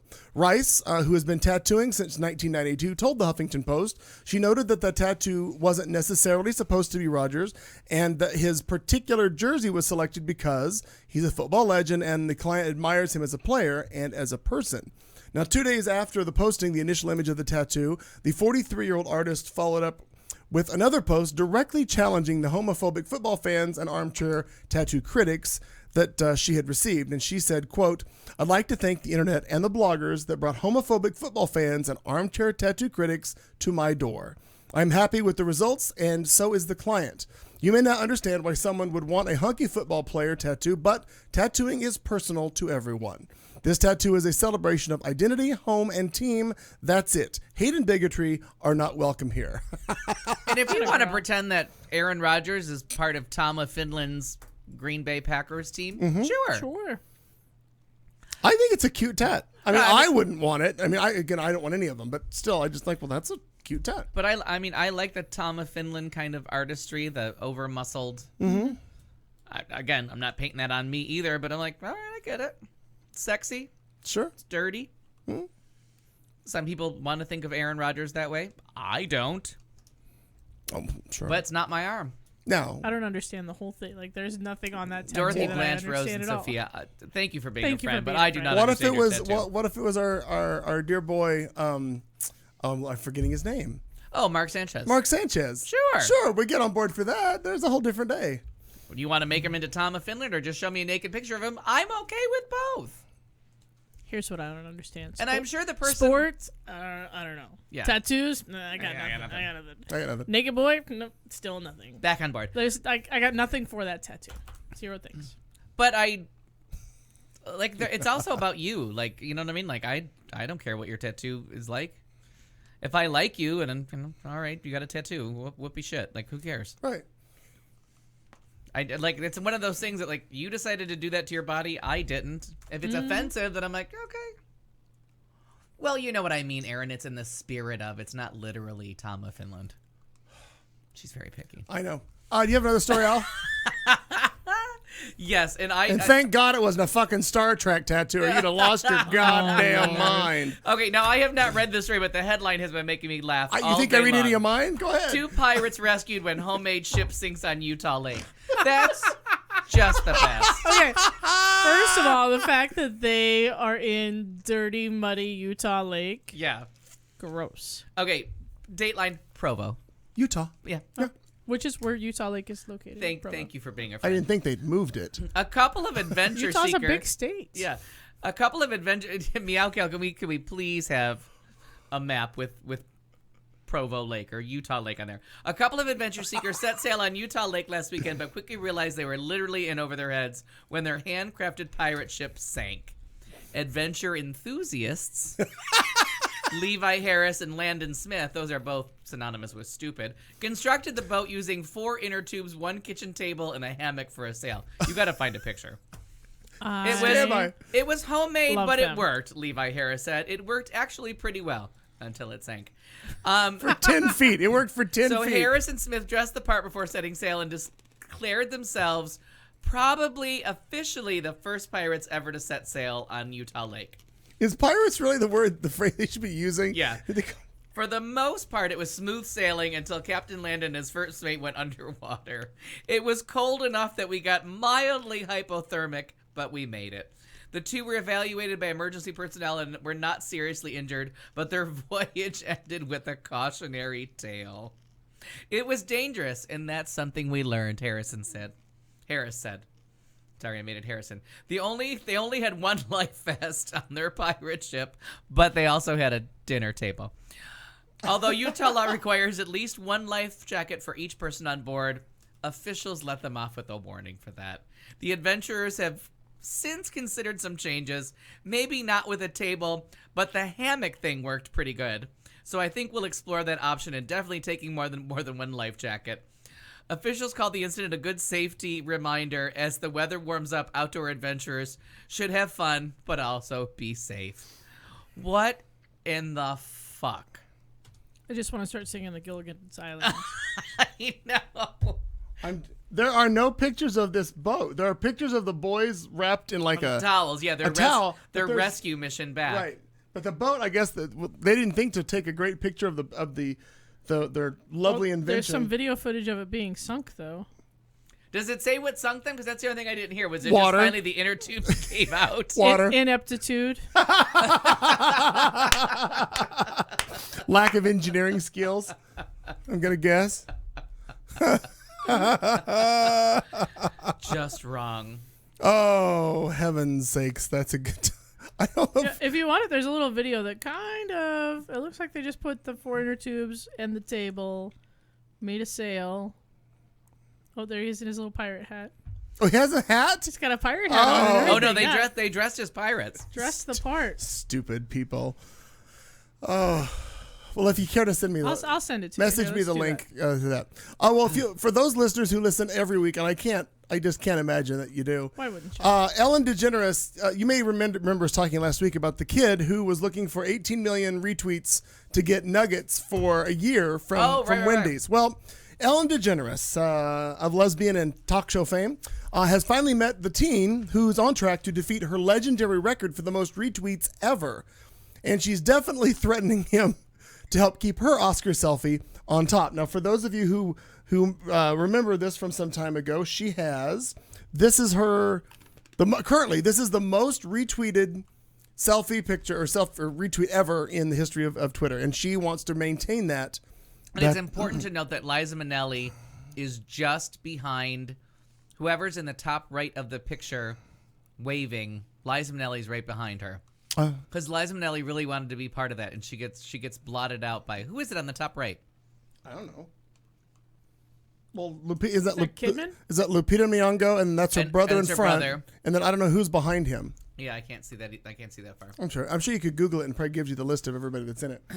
But anywho, Carter Wilkerson is the name of the kid who made headlines earlier this month after Wendy's told him he'd have to get 18 million retweets for a year's supply of their chicken nuggets. Oh, J-Lo. Okay, gotcha. Currently, Wilkerson is about 3.1 million. And Ellen's Oscar selfie is at 3.3. Now, this is a little outdated data from earlier today when this story was put together. Ellen asks Wilkerson while he's appearing on her show, what are you doing? Trying to sabotage me? She goes, what are you trying to do? I worked really hard for that. All the 16-year-old wanted was some chicken nuggets. And now he has almost 76,000 Twitter followers. I actually followed him today. I retweeted last week, but I didn't follow him until today. Wilkerson has become an internet sensation since his tweet went up on April 5th, even earning himself the coveted Twitter verification checkmark that you are trying to work on as well. I'm working on it. Last week, Ellen enlisted the help of Bradley Cooper, who was in the aforementioned retweeted picture of hers, to ask everyone retweeting Wilkerson's tweet to simultaneously retweet the Oscar selfie again, so that, yes, we can get him to his 18, but she wants to still be above him, so she will maintain her title. That is genius. So what they're doing is she's both bribed and threatened Wilkerson to help this. She says she gave him a big screen TV. She gave him a year's supply of Ellen underwear. And then she finished up the interview by saying, if somehow you pass me, Carter, I will come to your house. I will come to your house and I will take the TV back. I will take the underwear back and I will do more. That a girl. Ellen DeGeneres threatening people so she can stay on top of the retweets. And that is Angelina Jolie in the picture because that's the year that 12 Years a Slave was nominated and Brad Pitt finally won his Oscar for Best Picture. Gotcha. Now, the other thing, But Liza Minnelli is right behind there, and you have to see it taken from the cameras in the Your Name Goes Here theater. Right. Yes, exactly. The Kodak Dolby. Now it's the Dolby, yeah. Yeah. Dolby still. Did you have another story, Alfie? Because, all right, well, I have this. This video popped up. You know how videos show up for advertising of wacky things on Facebook sometimes? Yep. Well, this popped up, and I wanted to share it with you because I've never seen this. I think there's sound that goes along with it, but I wanted to. It's an umbrella, and I don't know if anybody else has seen this thing. Let's see if there's. Oh my gosh, I think I have. You probably have because you're one of those people who checks into things like this. So let's see if I can get this on. Boom, boom. I have not. The ultimate umbrella. That makes sense though. The numbrella, nubrella. It's very rare that I find something unattractive yet still Functional. How much are they? I feel like we need them. Yeah. Can I wear them in studio? Is it still bad luck if I wear it in studio? And I can pretend I'm suffering from a horrible head and neck injury and this is the halo. Oh my god, we could also play Mission to Mars. That could be our helmet. Yeah. We could put on our moon boots and just bounce around the yard all day. Or what's the 80s movie where the girl has the halo for the whole thing? Is it Ferris Bueller or I couldn't tell I you. don't think it's 16 Ferris Candles? It's one of the somebody help me with the 80s movie where the girl has the halo on for the whole movie. I don't I know. love it. Oh my God, we could play Mean Girls. Oh, Yeah. Yeah, Regina George gets a halo in that. there's that. Always How much is it? I need details here because this is not the umbrella that I was thinking. Well, look it up was. Nubrella. NU. What kind of news show is this? You don't have the price? I just have the video. You're the Googler. You're the one who's going to look up shit. All right, how do I spell it? Nubrella.com. Nubre. Yeah, Nubrella. I'm sure there'll be. Oh, look at that Nubrella price. Thank you for listening Oh, to look me. at that. Frisbee devices. How much is that horrible looking thing? $50. $50 bucks. Bad. $50. You just have to look like a complete idiot walking around with it on. Well, now But my when you've thing- got both hands free, you can do whatever. You could slap all the people that are laughing at you Yeah, for looking like Look an at idiot. that. Bam! Now, what worries me here, and here's my real concern. This is the big concern. Dorothy Blanche Rose Sophia. Thank you for being a friend. Thank you for being a friend. Is that, you know how when you're walking down the windy, horrible street and the wind catches your umbrella and you get yanked back by the arm about 3 feet and then the umbrella dies a horrible death and you're left with that mangled piece of I don't think that machinery? can happen here. Well, first of all, you're Am supposed I going to get jerked off by the neck? Wow. two things. That sentence went all wrong. Yes, it did. Two things. Yes. First of all, I think there's another name for that. Decapitated. That's not what that's called. Second of all, I'm guessing you've never been jacked off before. If that's what you think happened. it's true I haven't. Wow. Second of all, you're supposed to lean into the wind. You're not supposed to even let the wind catch your umbrella. You're supposed to put the points. I of like your optimism on the windy streets of New York with all those buildings that the wind is blowing in one direction, or Chicago. When the wind is coming at you from 14 directions and you're Mary Poppins taking a header What the into a fuck are you curb. doing outside? Are there no bars open? I'm trying to get. Are there no? I'm trying to get to a bar. I'm trying to get from a hotel to a bar in this story. Good God, man! Stay in a hotel that has a bar. Problem solved. Exactly. We've learned that lesson now. How hard is it to get from your hotel to Marie's Crisis? I don't know this because I've never been there, but I'm going to learn someday. Oh, I usually stay in the Chelsea area, so it's a little bit of a walk if you Yeah. walk to Marie's Crisis. But I had that hotel room, whatever it is, on 28th Street or 29th Street, 27th Street, somewhere in there. Sure. And all I would do was walk to the corner because my friend she works at one end of the street and she lives on the other. So all you had to do was walk in either direction on the small island of Manhattan. And every time I went back to the hotel with a mangled piece of machinery, all I heard was, "Mr. Perkins, do you need another umbrella?" Yes, I do. My umbrella died, and 2 or 3 of the hotel's replacement umbrellas, because they just had them ready. The weather was so horrible. But the one umbrella, the Arizona one, I just walked outside to hail the cab and whoosh it Went away. flew, jerked my arm out of its socket, got torn into 15 pieces, and I'm like, okay, I guess that was an umbrella at one point. I think you're in luck here with the what do we call this thing? The no-brella? I'm gonna call it an Nubrella. umbrella. Nubrella. It has an entire harness and strap system. So Right. I'm going parasailing. Yes, that was I was thinking. You might go feel like- airborne. I feel like we would provide ample anchorage. Does this come with a mattress to land on 30 feet away? I feel like it's just gonna add to your moon landing experience. I would be very surprised. Oh, first of all, I want to see a wind that can lift me and the Nubrella See, that's to get this. I like to see Well, that's you the part. The get this lifting off would the be ground. fine. It's the jerk up and then the down. That hurts so much. I'd like to see the Russians get I've this seen off Mary the ground. Poppins enough times. It's just a gentle float to the when ground. God, right. God and nature decide that I'm not lifting that fat pig. I meant that about me. But the funny part about that trip was Sounded mean, but it wasn't. no, it was 3 years ago, today, was that the week started like that, and then we ended up all getting sunburned at Bryant Park having lunch. Because we were all in the mindset of we were just here for a tornado and all this cloudy stuff. And then by, I think it was Easter Sunday, we were all sitting at a table having lunch and nobody had put on sunblock because no one was thinking, oh, the weather has changed that drastically in 3 days that we need to have sunblock. And we all got horrible sunburns. burns. And never put up an umbrella because we'd all been traumatized by the jerk up, down. The phrase jerk has been used a lot in the show. Well, at least we've gone away from gun violence to jerking. That's true. You know what? It's progress. I feel we're getting there, yes. Well, at this time, I think we have nothing to do but to turn over another segment to Al Perkins. Another Girls, we got TV to talk about because that TV is doing amazing things this month. We have not talked about Big Little Lies, a new show on Netflix that I learned about, devoured, and became obsessed with in the course of one 24-hour period. Grindr has a poet in residence, a comedian that y'all need to be watching because he's specifically talking to Clayton McKee. Oh. George Lopez? Homeland and the podcast that was recommended last week that I feel you're all punking me. How's that? I didn't recommend a podcast. No, I think that was an Anant recommendation, if I'm not mistaken. But it was everybody. Everybody. It was an all in on that.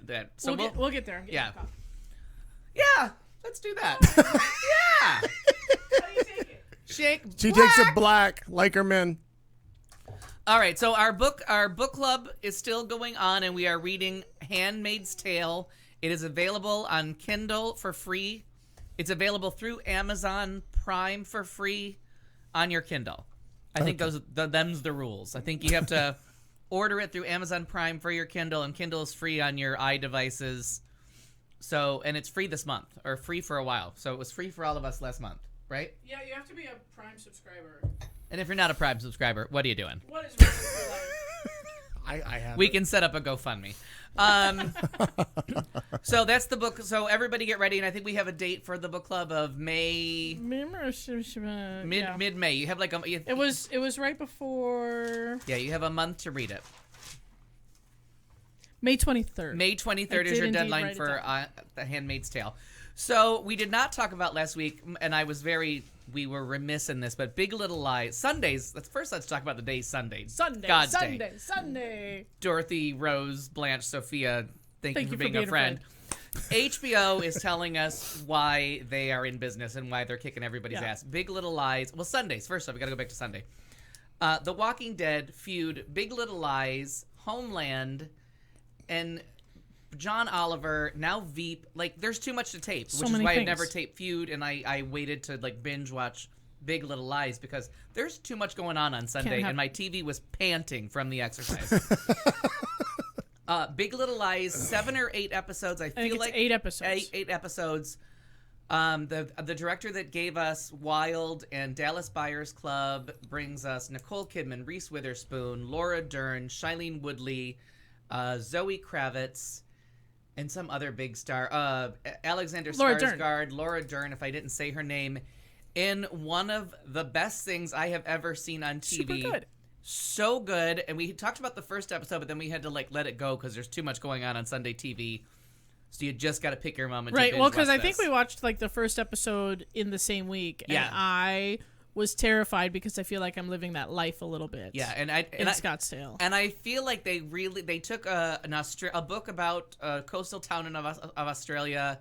Moved they it made to some Malibu. changes, moved it to Monterey, to beautiful Monterey, and came up with one of the best things I have ever seen on TV. Like, as good as HBO has been for the 40 years that we've been friends, 45 years probably now, this was amazing. In the last 20 minutes of the last episode, I became stupidly obsessed with.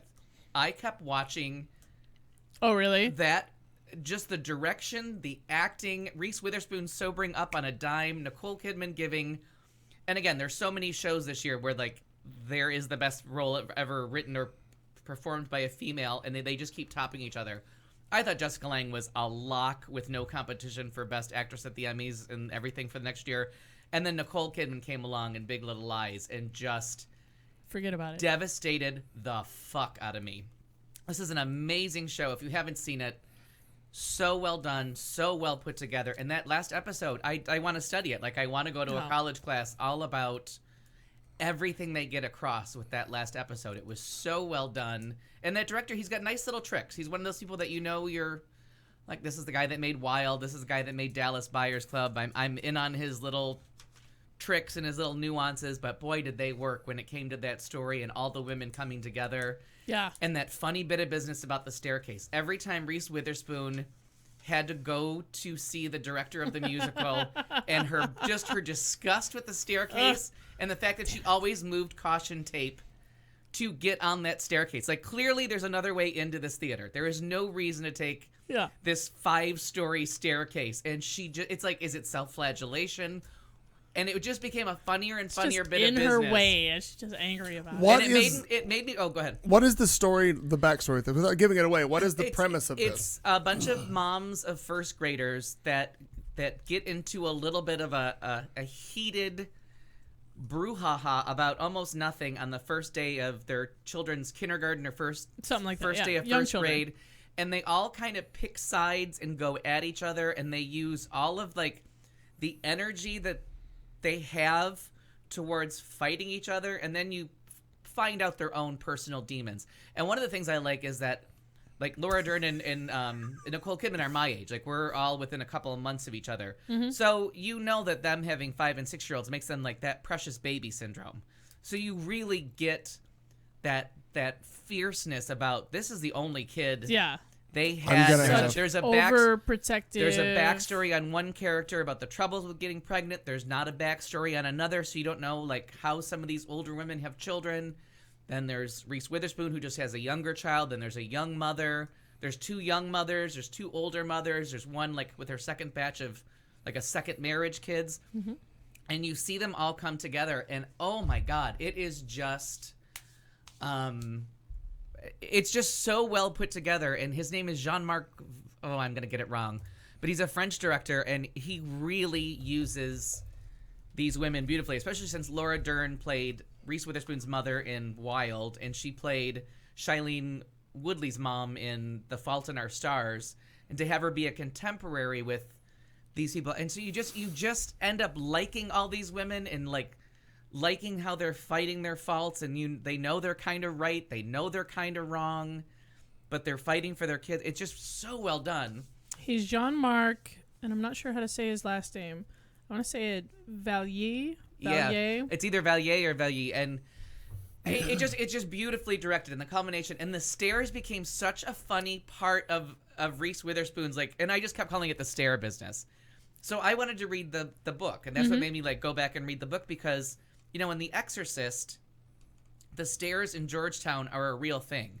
So the book of The Exorcist is written in Georgetown, and that set of stairs exists, and the apartment is put above those set of stairs for a reason. Like, that is a character in the book that has to go in the movie, and they had to actually film in Georgetown because you need those stairs. And I just kept getting throwbacks of The Exorcist. Like, do we need these stairs? It's like, are these stairs a part of the story? Right. Because it's just such a funny bit of business that they're Reese here Witherspoon, everywhere, and they feel like a character, but why? and it really does fit. Like, everything you find out about Reese Witherspoon just seems like, is she just trying to make it a miserable experience to go to the theater? Like, does she have to punish herself? So I won't give away too much, but you'll really like it. It's on HBO. 7 or 8 episodes. And now that it's all happened, I feel like it's a better experience to watch closer together. Yeah, it was one of those ones where I think it would have been frustrating, and I had to give up because of the Oscars, the Walking Dead feud. There's too much on Sundays. You can't watch that much TV in one I agree. sitting. There's a lot going on. It was just time to like, all right, it ended. I'm going to sit down and watch it. And I have to say, me and my coffee and I couldn't stop. That last 20 minutes of that episode, the dreamlike quality of it, like the horror of it, and when Reese Witherspoon sobers up on a dime, and it's just like, that takes a big person, and you realize like she has so gone from her nitpicky little Avenue Q world to being like, oh, I'm being a bitch. Really well done. So then we get to what I watched. I heard of in one day, somebody brought it up. It's that actor, Dylan Minnette, that I've liked since he was a little kid on Lost. And he's kind of like Logan, whatever his name is, from 3:10 to Yuma and Perks of Being a Wallflower, Logan Lerman. He's the Logan Lerman doppelganger that I have just always, like, anytime he is in something, Dylan Minnette, I'm like, all right, I'm going to follow along because I think this kid is one of those people that's going to be really talented. If he can live through the Viper Room at 21, he's going to make it through a career. So this show is called this is that 13 Reasons. 13 Reasons Why. It's on my list, and I just know that it's going to take some time. You need 13 hours. Yeah. I keep going to press play and getting like almost into the credits and going, nope, I don't have time. And again, just when you think the greatest thing that ever happened was Winona Ryder in Stranger Things, and then Jessica Lange in Feud, and then Nicole Kidman in this one. Now you get Kate Walsh. And I love Kate Walsh. Kate Walsh as the mother, which in any other movie of this type would be the ill-informed parent that's just not on board and just kind of like, you know, and it's in that 80s style. We just saw Donnie Darko at the movie, so it's not like Donnie Darko, but clearly they're stealing the themes of Donnie Darko, of like a little bit moody, unexplainable 80s music, because why are these kids listening to The Killing Moon? Like, The Killing Moon is in Donnie Darko and in 13 Reasons Why. And then Selena Gomez sings Only You by Yaz, which I'm serious, I am the only person in the world, besides maybe Tim, that A, knows Only You by Yaz and would think it is appropriate for a teen movie. Like, so... Fuck off, Sylvia. I cannot stress how good this show is enough. It's a very tough watch. I found myself crying uncontrollably at parts. I found myself stupidly depressed. I watched there's a help video at the end, and I really did feel I needed to watch the help. I'm like, am I a teenage girl in trouble? I don't know, but 25 minutes of my time to prove I'm not. So it's the story of a girl who commits suicide, and she leaves cassette tapes, not because it's the 80s, but because she wants people to work to hear them. She doesn't want to make it easier for them, so she gives them hand-drawn maps and 13 cassettes, and you find out the 13 reasons why she killed herself. And it goes as a chain letter through the 13 people that affected her, and person number 12 gets the tapes, and he listens to them, and you hear his story, and he liked her, and he's so dreading his side of the tape to find out what it was he did to help to make this girl feel even more despondent than she already did. And it's really strange. Go online, read about it. It's so good. Oh my God, it's like The Ring meets Girl Interrupted. Interrupted with everything. Stranger Things. It's all honest things that could happen, and something that you honestly think, that's not that bad, but then you just compound it with everything else, and you like. And there was somebody that in my Facebook, Twitter, or Facebook feed somewhere had made a comment that they watched it, and their comment was something to the effect of so many things right in line with their own life, and I was like, is that good? Is that bad? What is this? So it's so realistic. Like, there were things that there was one thing in the movie that happened to me in high school that I was like, that some people would be like, oh, that's kind of funny. No, it really it wasn't. It may have been funny to someone else, but to the person that it happened to, it wasn't funny. And there's one thing that's really innocuous until you realize she was desperate for a friend. Like, it was one of her last chances to make a friend. And her perception, and then it's interesting because sometimes you find out through the other characters that her perception of what happened wasn't right.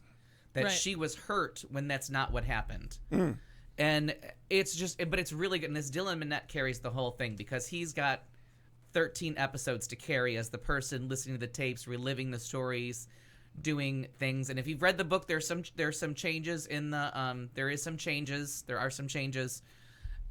I just thought it was very powerful, and I watched it in one night. Like, I went to bed, woke up, and just finished it. I was like, you know what? Fuck it. Wow. Yeah, that's what I keep getting that feeling off of it, so I haven't started. So it yet. just be ready, because I honestly don't see how you could turn that. Like, I just fell asleep and had to sleep, but that was the only reason I stopped it, because you want to know what he did, because he's such a nice guy that you're like, what? And then when you find it, you're just like, oh fuck. So it's tough, and they don't flinch away. The suicide is very graphic to make sure that no one thinks this is a way to get attention. Mm-hmm. Like, they make sure to let you know something's wrong. This is not fun. Yeah, and so Homeland just ended. If anybody can explain the end of Homeland to me, please tell me. That's another thing that's on Sunday nights. I'm on like season 2 and spottily watching it. Sharon just started watching it from the beginning, so. And it's interesting, and they got a lot of criticism because they only released 3 episodes to the critics at the beginning of the season, and everyone was like, oh, they made a female president, Hillary didn't win. But about episode 5, they get into fake news, Alex Jones, conspiracy theory, TVs, the sites all this stuff that we're just now learning, and they filmed this months ago, that we're just now learning about these fake Facebook accounts that are spreading fake news. They had it. They have the involvement from the wrong people, but I mean, it's right on the pulse. Oh, wow.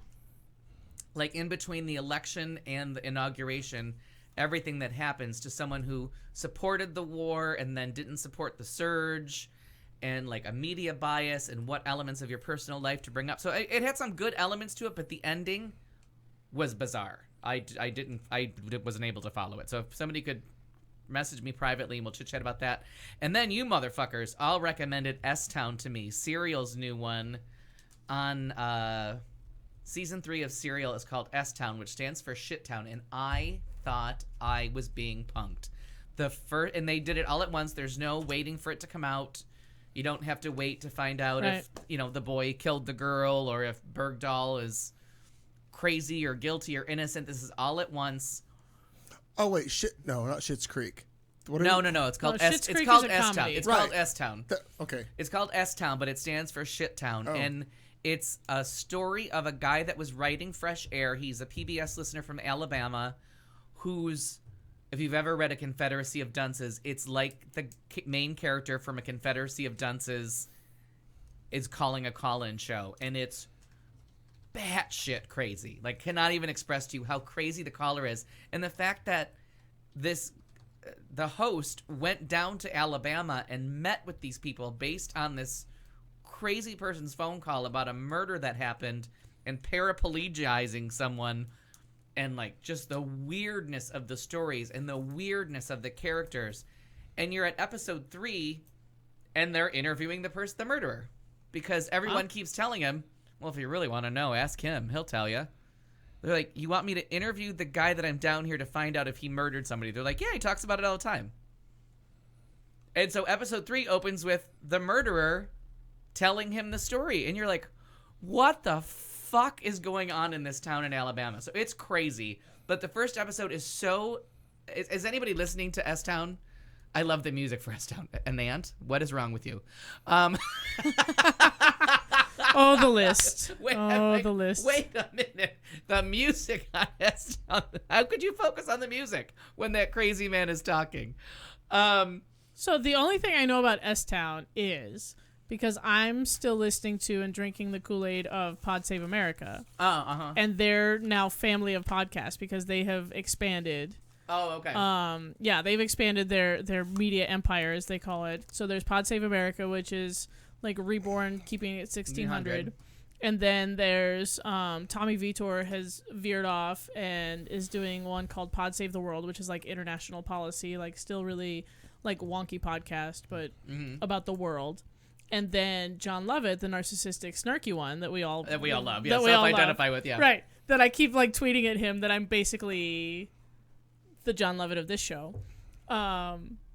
He started his own podcast called Love It or Leave It, and it's like a live thing, and it's actually really fun to listen to. It's kind of my favorite of their stable of podcasts. But he's been ranting because S-Town dropped at the same time that his podcast did, and so it's been killing him in the ratings.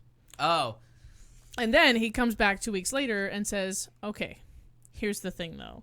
It's really fucking good." Yeah, it's riveting because this person is insane.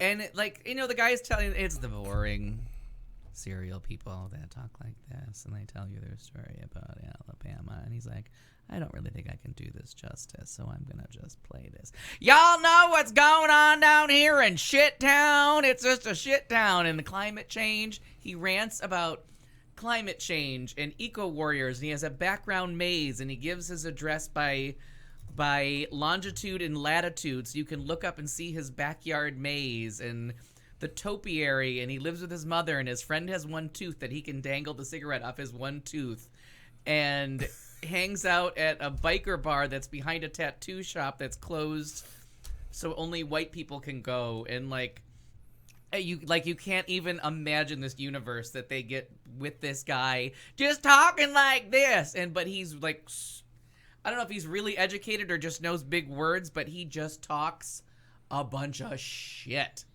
Oh my God. And it was crazy. It's crazy. I just subscribed. Yeah, you have to. And if you have any kind of a drive or anywhere you have to be, and if all you make it through is that first one, just listen to the first episode and listen to the train of thought of this crazy motherfucker that called in. And then you have to worry about the producers that were like, yeah, Let's go to Alabama and see what this guy's story is. Wow. Crazy, I love it. crazy. So I listened to Justin Sayers on the YouTubes. He is the International Order of Sodomites, that comedian that I love that's always in caftans and muumuus and stuff and is so politically on the money and so funny. His last 3 shows have all been addressed specifically to Clayton. I don't know why, but we're going to find out. He brings up gays being pissed off about RuPaul being on Friday nights. Like, I mean, he has taken the words right out of your mouth on topics. He listens. He's a listener. It's just what the fuck else were you going to do on Friday night? You going to give up some cocaining to watch a 1-hour television show? And then he talks about binge watching it and how he, like, has some kind of, like, when he watches them for real, he's, like, gives the Puerto Ricans more credit than they deserve. And when he watches them back, they really suck. And it's so random and bizarre. But so he has, I think he has one from like November, December, January, and March or April, and they're all funny. They're 8 or 9 minutes long. He's a really funny stand-up with really shitty things to say, and like he's talking about Richard Simmons, and that Richard Simmons has never officially come out of the closet. He Googled it, and he's like, when they make the TV, he's like, if he dies and it becomes a Lifetime TV movie, who's going to play it? It has to be a woman. And so he's talking about how you have to say the words. He's like, I'm going to Annie Sullivan this. Helen, if you want the wah-wah, you're going to have to say wah-wah. That joke is so awful. God, yes. And the audience kind of boos, and he's like, really? It's too early for a Helen Keller joke. So then in January, it turns out they edited down one of his into like his tributes to Debbie Reynolds, and they're hysterical. So he does 2 like 5 or 6 minute tributes to Debbie Reynolds. Oh, do you have that ready to play? You have to play part of it. Oh, you're Yeah. You're hang on. No, I'm So not. we're gonna watch it, and it'll only be here. So if you're listening to this later, we probably had to edit it out. I don't think we're gonna get hit by any, because if anybody recognizes the song, God How bless long has you. it been since we edited a show? But I think they might bleep this. So he talks about Debbie I'm Reynolds sorry. I was all ready for the boat. Okay. and the crazy talent that she displayed in Las Vegas. So he talks about this tambourine number, and he's like, I just want to see Demi Lovato in 20 years in Vegas doing this shit. Oh my god, I would love that. Yeah. That was on tonight, wasn't it? The Demi Lovato BG tribute. No, that was I watched it in a patient's room the other night. Oh, it already the happened. Grammy tribute. Oh, good. Yeah. Then I can find it. So Liberace introduces her because they shared a stage together, and this is some crazy choreography. But so Justin Sayre has a whole thing about her and this tambourine, and his stand-up is funny about it. But then I watched this like 3 times because I'm like, bitch has got it going on. So Clayton's gonna show it. And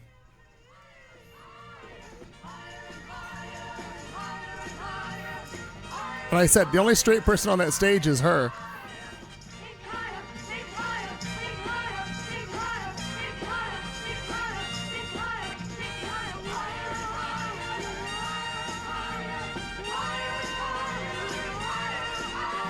Like, it's Fosse-esque, and it's like, Oh, big finish. Keeps on lifting me, keeps on lifting me, keeps on lifting me, keeps on lifting me. Woo! She's lipping that. oh, it doesn't matter. It's the dance, though. I want the beige Like, she's jumpers keeping to come up with back. 20-year-old boys, and like, look at that shit. In heels. In heels. And she's giving you like Fosse eras. This is from the late 70s, so she's in her mid 40s.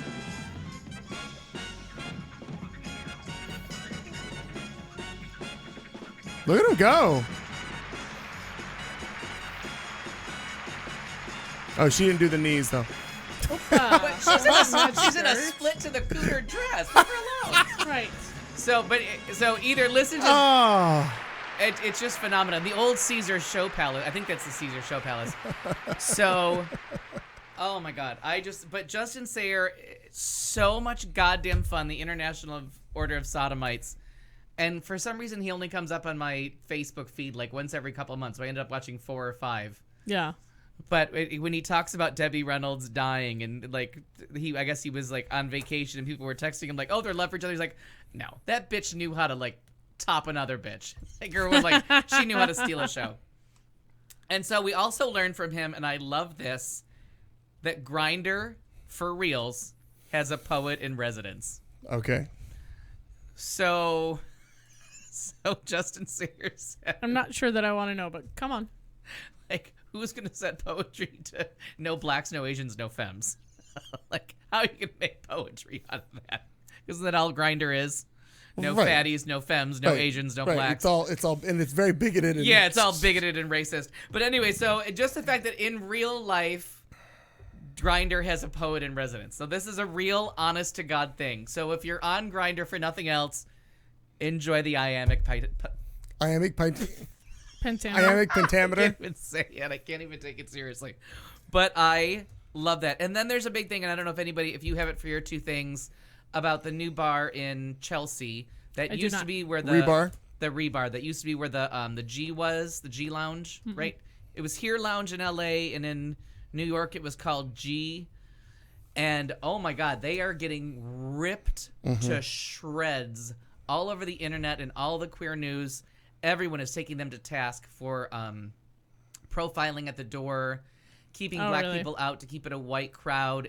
Whether it started from the old owners of G, or it's these new owners that people know from other bartending jobs, like where the animosity is coming from. If it's not truly real. If it's just the bouncers were trying to do something like build a clientele or keep people out, you know how you keep people waiting in the street so passersby think, oh, that's a happening spot, let's get in line too. You keep a little bit of anticipation, whether it was racist related, like where it's coming from. But I mean, they are just getting ripped to shreds from all sides. And it's every single gay magazine across the country now has picked it up. And it's all over. But then when you look at the pictures of the nights that are going, it is a predominantly white crowd, but there are people of color here and there, but you just keep like Tokens. Yeah, you just keep thinking this could also be almost vice rapist in chief Ryan. Why can't I think of his last name? Paul Ryan. Paul Ryan. Ryan is his last name. Yeah, it's almost Paul Ryan's like interns. Intern staff. Oh, right. right. You know, like, oh yeah, there's a black. I mean, it really does turn into as Look at you're our looking diversity. through all the pictures. We have white guys in You're tank like, well, tops, there's white guys some in sleeveless shirts. We have white guys in Asian. cutoffs. She's singing "Sing Heil, Sing Heil, Sing Heil." No, but it is crazy. So I don't know if it's true. So if there's anybody listening from New York, if you're in New York, let us know like what they're really doing. Like make a black friend and go try to get into. Well, if you look on their Facebook page, one of the reviews is from a black guy who said he was there, everything was fine, that the music was on point, everything was good, and that he'd be back. Yeah. Now, whether he's permitted back, I don't know, because I don't know much about the club at this point, but there was a review on their Facebook page. That's so hard then. That like this could be an example of just another unfair lynch mob of social media. Right, and it's hard. It's hard And that's to judge. so hard to overcome. Right, and it's so hard to judge what the thing is, but then there's all these stories of people that were being told, no, we're at capacity, and then they were letting white people pass, and then the people were like, it's not full at all in there. You know what I mean? And like it was kind of like capacity for people of color. Like it turned into one of those. We've got our quota. Sit down. Yeah, so I mean, when you read the stories, and there are a couple of black people, a couple of Asians, and a couple Latinos, like, but it does seem like they were carefully. When you look at the pictures and you realize you're in New York City, you're like in a Friends episode, Carefully like cultivated. you're all white.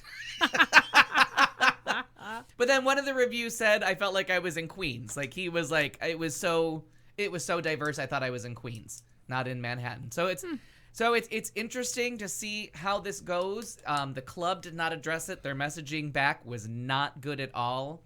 They tried to blame the bouncer for making the anticipation factor of having people in line, but they're like, but the line was 25 black people and one white person that got in. Like, so it's all iffy, but take a look, see what you think. It's kind of. I didn't read much else up, but I saw a couple news stories. And one of the things that Justin Sayer is always talking about is like the racist quality of online gay dating services. Oh, sure. Because of the like no blacks, no Latinos, or what like the no chocolate, no rice. Like they have all these horrible ways of saying stuff. Don't act like gay people can't be racist too. Yeah, and that's for the, sure can. Good night, Harrison. And there's a but it's an odd story, and it's one of those things that you just hate reading about. And there was some Trump supporters on the one page I was reading that were like all for it. Oh, of course they were. Like, I wouldn't sleep with a black guy, so why would I want to go to a gay bar with a black guy? And you're like, what the fuck? Like, what? Like, The world. like is everyone coming that's to at an the end. bar is just there for you to shop through. Like, you know what I mean? It's not a catalog. It's a fucking bar. You know, I I seriously. thought it was a catalog. Catalog. Terribly sorry. I've got some pictures I have to destroy later. That's what it is. No fats, no femmes. That's what they always say on those things. Sometimes I sit around and I think to myself, how did your average Roman feel as the Roman Empire was declining and Right. falling? Like, did it kind of feel like this? Kind of like, the fuck is going on around here? This used to be a pretty great place, and now it's going to shit. Like Trump saying he never said the Chinese manipulated. Right. I never said that. We have video yeah. cameras. Like, we have tape recording. You're making my head This hurt. shit literally happens. I don't know. So that's it for It's a entertainment. mess. All right. That's right. Kat sent me the video of the boys in their boat, the pirates. Oh, okay, play that. The So- boys in their boats? So I wanted to. Now I don't know if we need audio for this. Or I not. don't think so. I didn't listen So to any. it was just them on their boat. Yeah, because So you this can, is- and this is clearly a home video, but I believe he was standing on the table. On the just table. there. So And there's their his little sail. seal. Wait, he's got his little hat on here. You can see the Oh, shadow of it right that's there. so Wait, fucked. you're gonna see it. It's gonna be so cute. He's got a scarf. This may be the gayest thing that we've shown. Levi on this. Harris. He looks like intelligence. Yeah. Oh, There's his hat. Look at his little that's a pirate hat. fantastic hat. I know. And what is the what did they make the sail out of? I don't know. It looks like that's the hammock. Oh, gotcha. It looks like one of those nylon hammocks that you can just and then, hang. well, that'd be the phone in the water. I think that's the bad part. Well, it must have been like a GoPro. Floating. There's a floating Dining room dining room table. Wow. And there's them outside of the ambulance. Well, that's exciting. What could possibly have gone wrong? Who in knows? that No, scenario? absolutely not. So somewhere at the bottom. Well, I would have thought the table probably would have continued to float. Depending on its construction. Yeah, but I would think independently, most all of that would still float somewhere. But well, maybe Well, not. for sure, but not all is a weight bearing Yeah. enterprise. I like that the hammock stays though. Well, sure. That was a good The idea. hammock was a good. Well, sure, because it was a nylon hammock and caught all the wind and capsized the boat. Oh, damn It's a it. good one. It was the best of times. It was the worst of times. It was wet. It was the times. wettest of times. It was the most wettest. Okay, well, here we go. We'll see how this works out for us all. Stand by. Two things is what she brings. Two things is what she's talking about. Two things, important little things. That is what she's spouting out. You just need two things. That means two things. Let's get two things clear. And then two things about yourself. And I've come to share with you one of two things. No, two of two things. We're sharing two things right now. There are only two things I can't stand in this world. Quick, grab two things you love. It can be two things. Only two things in the world I'm scared of. Rise of frazzle, two things. Remember two things. I believe in two things. Guys are only after two things. What's better, doing two things at once or just one? Never half-ass two things. Whole ass one thing. Two things brought to you by the Cat Carlson Memorial VIP Lounge. Oh my The gosh. memorial is silent. The memorial is silent. Gotta be on it. Gotta be on that. This is gonna be like nesting dolls of two things. First of all. The nesting doll. The Russian dolls Russian, of two yeah. things. All right. First of all, two things to add to entertainment. Oh, I know. wow. I felt like I had something to add too, but I'm not sure. I feel like you could at this point. Think that up if you like. We'll Stand let by, you. let me We'll think let you. through that. All right, go ahead. Okay. First of all, do you have access to the Hulu? Mm-hmm. Okay. A Hulu original that I just started watching. They're going to do 8 episodes. They've put out 3. It puts out every Wednesday. But really puts out whenever you pay it because the show's called Harlots. Oh, I saw the commercial. I watched all 3 episodes today. In a row. I'm in love. Side by each. Right, side by each. One of the main characters is played by the woman who played Sybil in Downton Abbey. Cute girl. I can't remember her name. I would Google it, but I did that earlier and still can't remember her name. Adorbs. And it's just that whole, like, turn of the 18th century London, you know, brashy with the accent and the horrors and the whole thing. It's got a little bit of intrigue. There's a little competition. It's great acting. I'm into it. It's campy. It's fun. Yeah, the commercials look fantastic. Yeah. It's fantastic. Please watch it.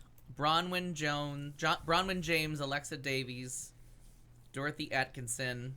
Go further down the list. Hang on. Oh, I don't want to get rid of that window.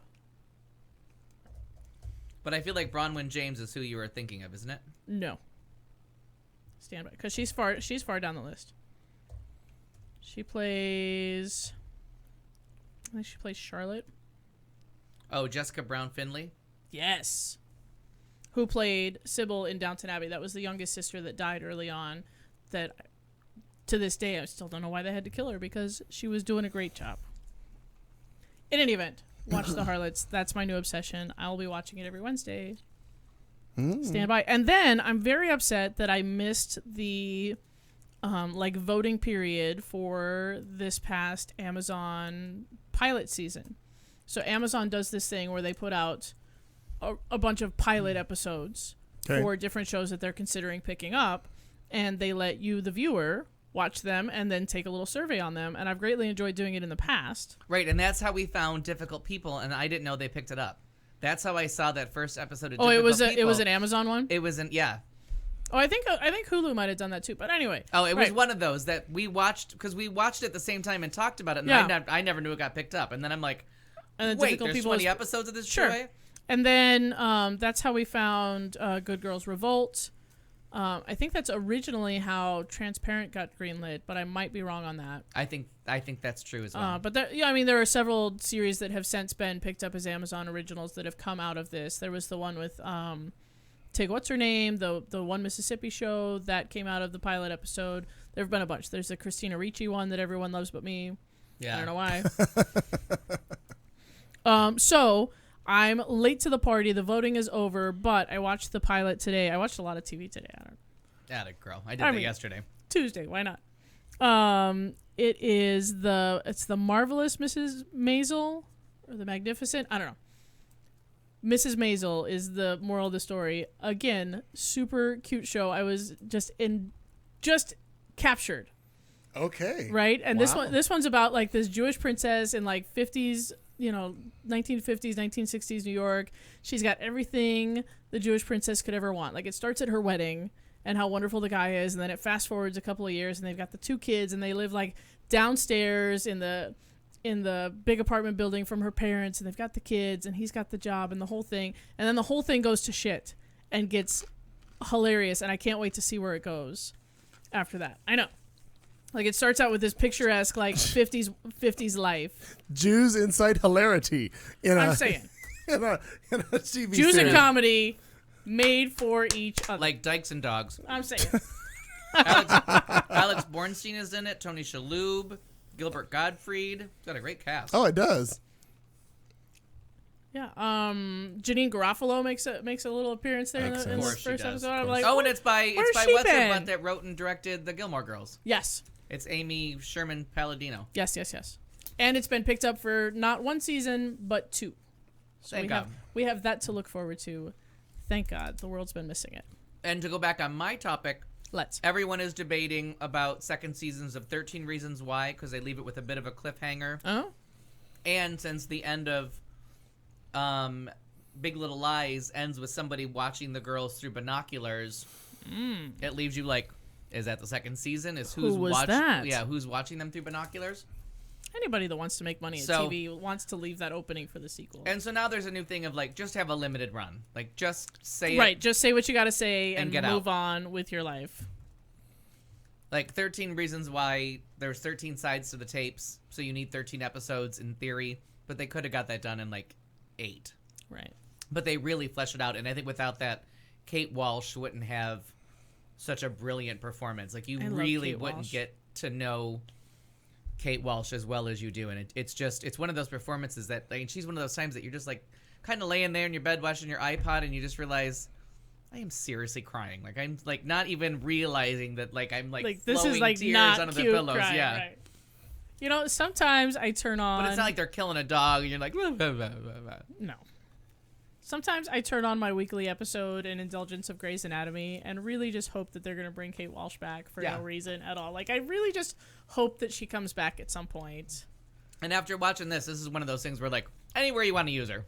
Yeah. Go ahead. Anyway, I even watched that stupid Judge show that she had for a minute. Yeah. Why not? Why not? Sure. She's good. Yeah, it was a terrible show, but Kate Walsh was on it, so I watched it for a while. And if you squint your eyes, you can pretend it's Deborah Messing.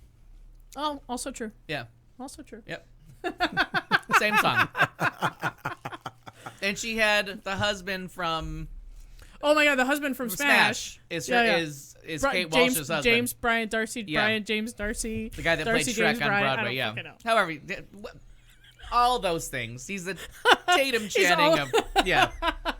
He's all those of names the theater at one set. time. Channing Tatum, exactly. Stalker Channing. I almost thought he got it. I almost thought he got it because he said it so effortlessly, and then I realized he got it backwards.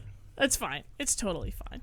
All right, that's all I had for entertainment. But now I want to know. We go inside the Russian nesting doll. Now, next layer. There has been this story, and it was like kind of interesting the first time that I read it, and now it has appeared everywhere, including last Sunday's paper. Oh. About some study that some nerds did about why your shoelaces come untied, and I want someone to tell me why it's everywhere. Why is it everywhere, Clayton McKee? Well, they're starving for real news. Is it just a slow news week? Because as it turns out, like there's the like jarring motion of your foot hitting the pavement that kind of loosens the knot, and then the swing of your legs and the laces and the whole thing. But like when I read it in the Sunday paper, I almost threw the Sunday paper at somebody because I was like, "Why the fuck is this in the paper?" I always double knot. I always have, so I don't have the issue. Well, I have two things. Two things, please do. First, it always happens to me, but only on one foot. Interesting. Like both shoes do not come untied; just the left one does. Do you have some sort of like a limp, or you like? Some Yeah, like right. Right. There's a physical impairment that we. Are you like Igor, like step drag? But it step makes drag, you feel like step that, where you're like, drag. "What am I doing wrong?" Nice hump. Yeah, what hump? It's pronounced My Igor. humps, my humps, my humps, my humps. And then the one day, I pull into a random Chevron station to enjoy some gasoline, and I had to go in and Like chat you do. with the gasoline human. Sure. Because the machine outside wasn't working. And she's like, "Can I tell you a story?" And I'm like, Yeah. what has gone wrong in my life that the gasoline Do human you has something have to to? say? I tell you a story. She's About like, a man my named Jed? son, his one shoe always comes untied, and I can't get him to just double knot the fucker. What should I say to him? And I'm like, well, I don't know. I'm like, but that's been happening to me my whole life, and I've never even thought about double knotting that. But my one shoe always comes untied. She's like, wouldn't you just get slip-ons or something? Wouldn't you fix that? And I'm like, why? Why me? Why are you What have telling I me? done? What did I do? Was your shoe untied at the time? Or you walked a lot like him. Maybe you're walking. I stumble drag, yeah, stumble drool, stumble doily. drool. You were walking doily into the Doily. Chevron. You know, my son's a homosexual, and his left shoe's always untied. You know him? His name's Scott. He has track lighting. I just hope that when I'm portrayed in a story, somebody calls me the nursing human. Done. That would be fair. Done. You know what? Prior to this, I've referred to you as the drinking human. Also fine. Or the wine and vodka human. All good things. Yeah. Somebody says to me, hey, can you recommend a good wine? I would say, let me call my wine and vodka human. Hey, Al. That's so fair. It really That seemed nice to me. I want to make it clear by being annoyed about... I'm not annoyed that there was a study about the shoelaces. I think science is important. I feel... No, it's true. And so this led me... I agree. I do agree with that. This led me on an expedition to look up, because I know that so many like important scientific things that people have discovered over time from were something super stupid. accidental. Yeah. Oh, yeah. Right. Yeah. We're all accidental. In fact, the top 10 of them include super glue, sweet and low, the microwave. All right, what were they trying to invent that they came up with sweet and low? Sweet and low. Like a weed killer? Probably. Yeah, kind of. In 1879, at work in a laboratory at Johns Hopkins University, the scientists, they paused to eat and had forgotten to wash their hands before the meal, which usually leads to quick death for chemists. But for this one, he noticed that it was oddly sweet. And he lived. Lived.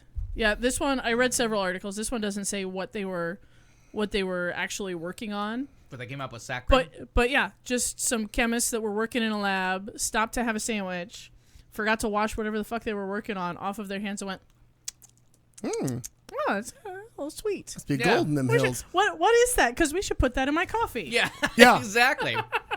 Do any rats? They're gonna die. In 40 years, when we discover diabetes, we'll have an alternative. Yeah. Teflon was an accident. The pacemaker was an Isn't accident. Teflon still an Velcro- accident, though? But Come on. let me tell you, the eggs just slide right off. No stick. No stick. Yeah, so I'm not angry at the people who have been researching the shoelace thing. I'm just a little frustrated with the news people. Yeah.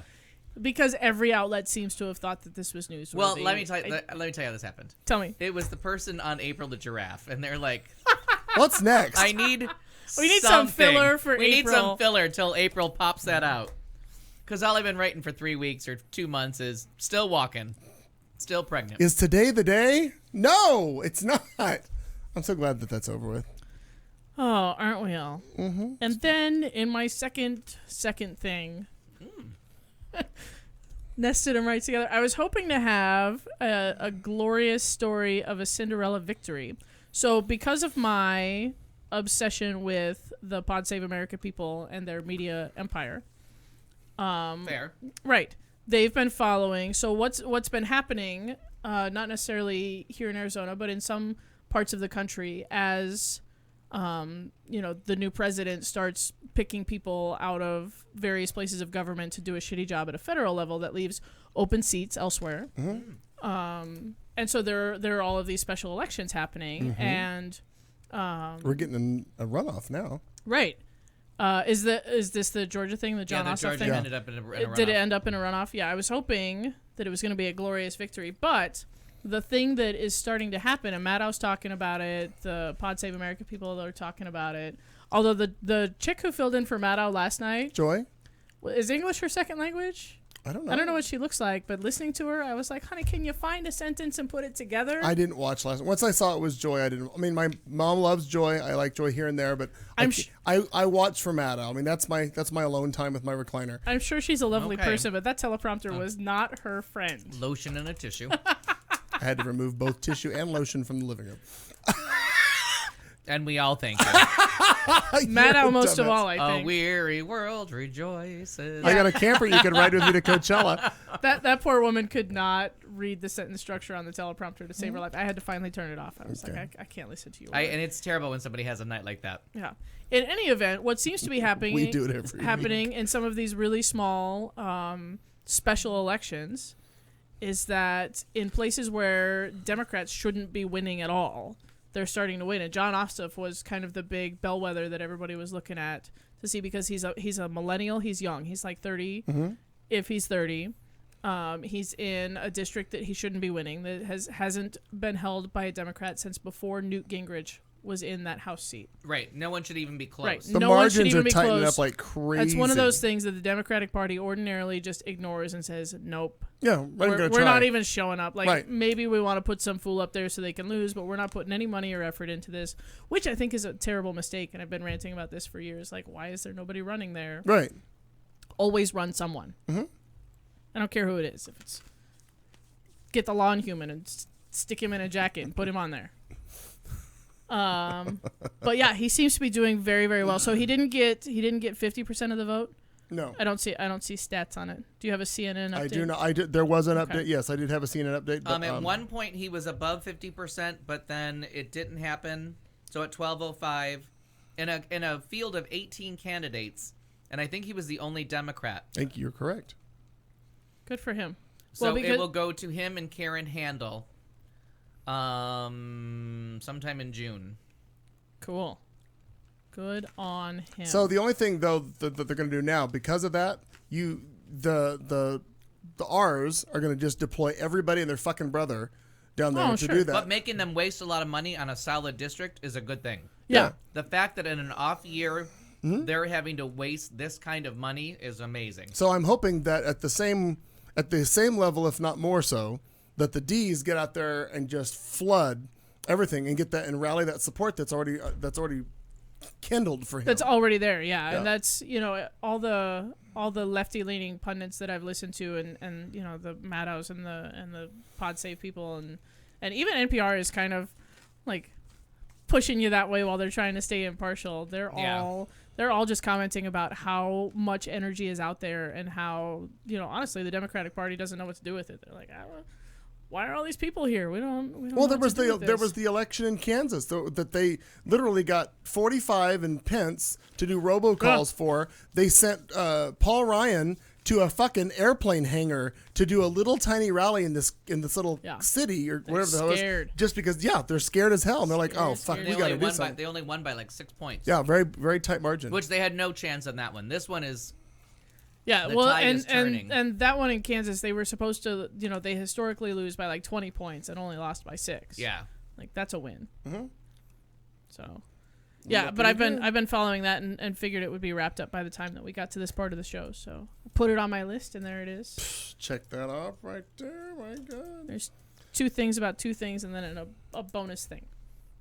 Extra things. Extra things. And I think that's all I got.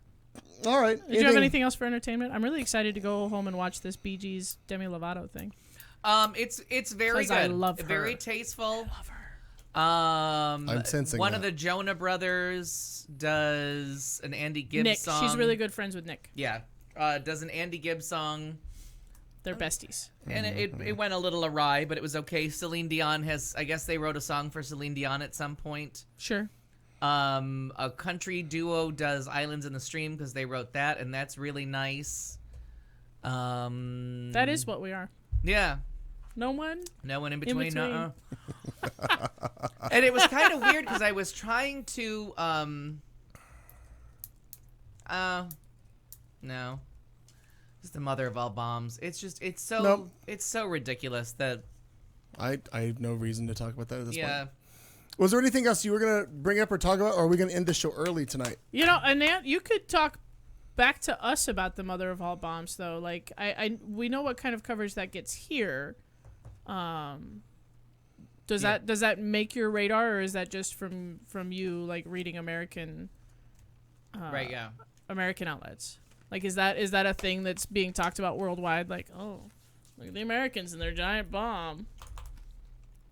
I don't know. Okay, and what else do you want to talk about? We're on a delay, so hurry up. It seemed it seemed slightly more pointed than the Syrian airstrike that the airfield was up and running within an hour. Like the whole thing feels like there's nobody at the helm. Like the whole thing just feels like. And North Korea is like how we're all gonna die. Like all Indians and no chiefs. And you're right. The San Bernardino shootings. I just saw that. Was that the headline. live on Facebook? No, I think that just happened today. One guy, 3 different. Oh wait, right. That happened 2 weeks ago. No. Oh wait, no, that's you know about the school shooting. Oh wait, was it in Fresno today? Yeah, there was one in California. Three places, right. One guy. They think they got him. Not terrorist related. He just was trying to kill as many people for whatever reason because he's just a dumbass. Yeah, that was today. But no, there was the San Bernardino was there were school shootings. Was it 2 weeks ago? Oh, that's right. One kid died and like a murder suicide, right? One kid was killed. Oh yeah. Oh, it was the husband of the teacher that came in. He went for her, and a kid got in the crossfire or something to that effect. Yeah, I mean, unfortunately, there's so many shootings here that I don't even. It's hard to keep track. It is hard to keep track because there is America, a school shooting a week. Yeah, we just shoot people. Yeah. I honestly, it's terrible. It doesn't even faze me anymore. It's sad that you're right. It's yeah. And because we're 20 years into this now, aren't we? Yeah. Our war on guns. Oh, pretty. Well, no, isn't Columbine 20 years ago? Almost 20 years ago. I think pretty it's close. I think it's 99. So I think it's 18 years ago. Yeah, that makes sense because I was just past high school age when it happened. And now they're calling somebody in Fresno, California shot 3 people. Right. And now they're calling that a hate crime. Okay. Because he put a dislike for white people and government officials on his social media. But is disliking white people a hate crime? Like, white people are pretty despicable right now. Can we really call that a hate crime? I'm not happy with all of them. I mean, it's just funny that people are like, oh, it's just a crime. You can't call it a hate crime. But now it's white people. So now, they're all all of a sudden they're all on board. You know what I mean? White people are the most hateful. But it wasn't a hate crime until they went into the church and killed the people praying. But then when they said it was a hate crime because they were black, remember, what's Lindsey Graham's, McCain's wife? Lindsey Graham was all oh no, we don't know it's because they're black. We think it's because they're Christian, so it's a hate crime. And then it turns out it was just because they were black. Then Lindsey Graham was all like, it's not a hate crime, it's just a crime. Like, they're fucking idiots. You know, my local housewife hate monger, Nancy Bartow, just recently posted State Senator Nancy Bartow recently posted an article about Christians being the most persecuted people on earth. Oh, yeah, they are.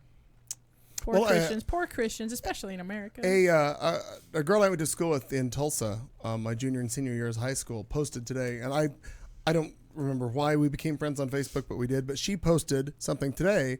Why is it that everybody depicts Christians as being crazy? And it was all I could do, because there were other people. You know, they don't believe. You know, they don't follow. They're not. You know, all these bullshit things. And y'all are horrible people. I wanted to post so bad because things like you believe in a book of stuff that's not proven.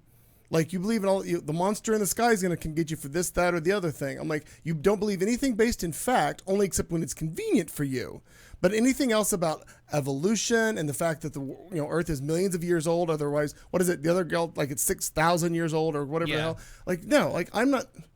That's why, because you're just fucking idiots, and you're blindly following. That's what drives me crazy. And again, I've said that multiple times. It just drives me so crazy that all these people just blindly follow, and all this stuff is fine. Yeah. Because it's in this book, and I can go to this church and pay. I oddly was thinking today. This was I saw a car. Really weird point of reference. Saw a car in traffic that was an early '80s old Chrysler car that a family member of mine. I had a great aunt who was a nun back in Missouri. My mom listening to this is gonna know exactly what I'm talking about. Anyway, the family had purchased her wealthy side of the family had purchased her a car because she didn't have one, and she needed one obviously to get and do and whatever. But they take a vow of poverty, correct? Yeah. Okay.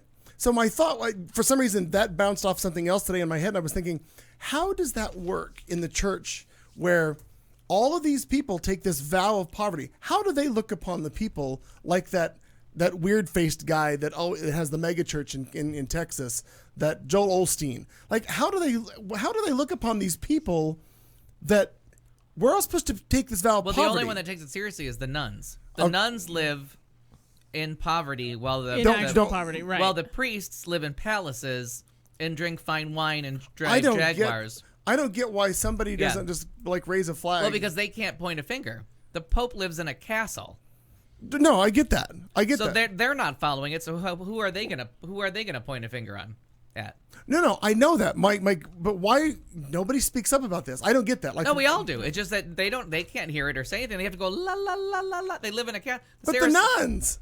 But the nuns do, because they treat women like shit in the Catholic Church. Because the nuns are women. The nuns take it seriously, and they live in poverty. But the priests don't. The priests take a salary. I get all that. I just don't understand. Like, why has that never been? I don't hear that being brought up. The church, like dykes and dogs, they go together. Like you can't explain the hypocrisy that goes on. So for somebody to post on Facebook, I don't know why the Christians are looked at as being such crazy people. I'm like, holy shit. Well, the people that come up with judge not, yes, ye be judged, are the ones that are like judging everybody. Like, you can't with one hand say this and with the other hand be all judgy. Like, right.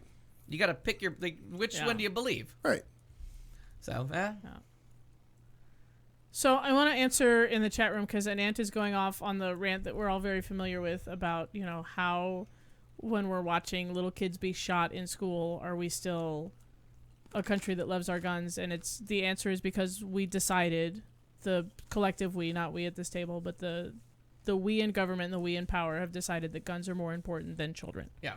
That's the end of guns are more important than everything. We have decided that guns are more important than children in this country, and your right to own a gun is more important than your child's right to get an education. Or to live. Or to live. Right. Just period. Live. Yeah. And we learned that. I mean, we learned that with Sandy Hook. We learned it with Columbine. Right. And after Sandy Hook, like, if the president of the United States gets on TV and cries about it and nothing happens, then nothing's ever going to happen. Yeah. And that's what I always say. Like, it's a done argument. You're never going to win the argument because no one's listening. Nobody cares. Yeah. That side's got their lined in the sand, and there's you can show them all the. Well, first off, you have Alex Jones saying it's all fake. It's and all staged. fake. That it never happened. It was all staged, which he'll say about any school, that it's all fake. They're And all the sheriff in Oregon who said that Sandy Hook Newton shootings were all fake. Until it happened. Yeah. And it happened in his town, and he was a denier. Right. And then he all of a sudden had to be the sheriff in a town saying, oh, shit. Like, we just had a mass shooting, and, Alex Jones is going to now say that I'm part of the conspiracy. So, I don't know. So, yeah, I don't know that there is anything left that could affect our entire country to make a shift, like a collective conscious shift. Yeah, when as soon for the better. Like, if shooting children in school is not the thing that's going to on a lot of issues, this isn't just about guns, but if that wasn't the tipping point, like, what is left? Yeah. What horrible thing could be left? Right.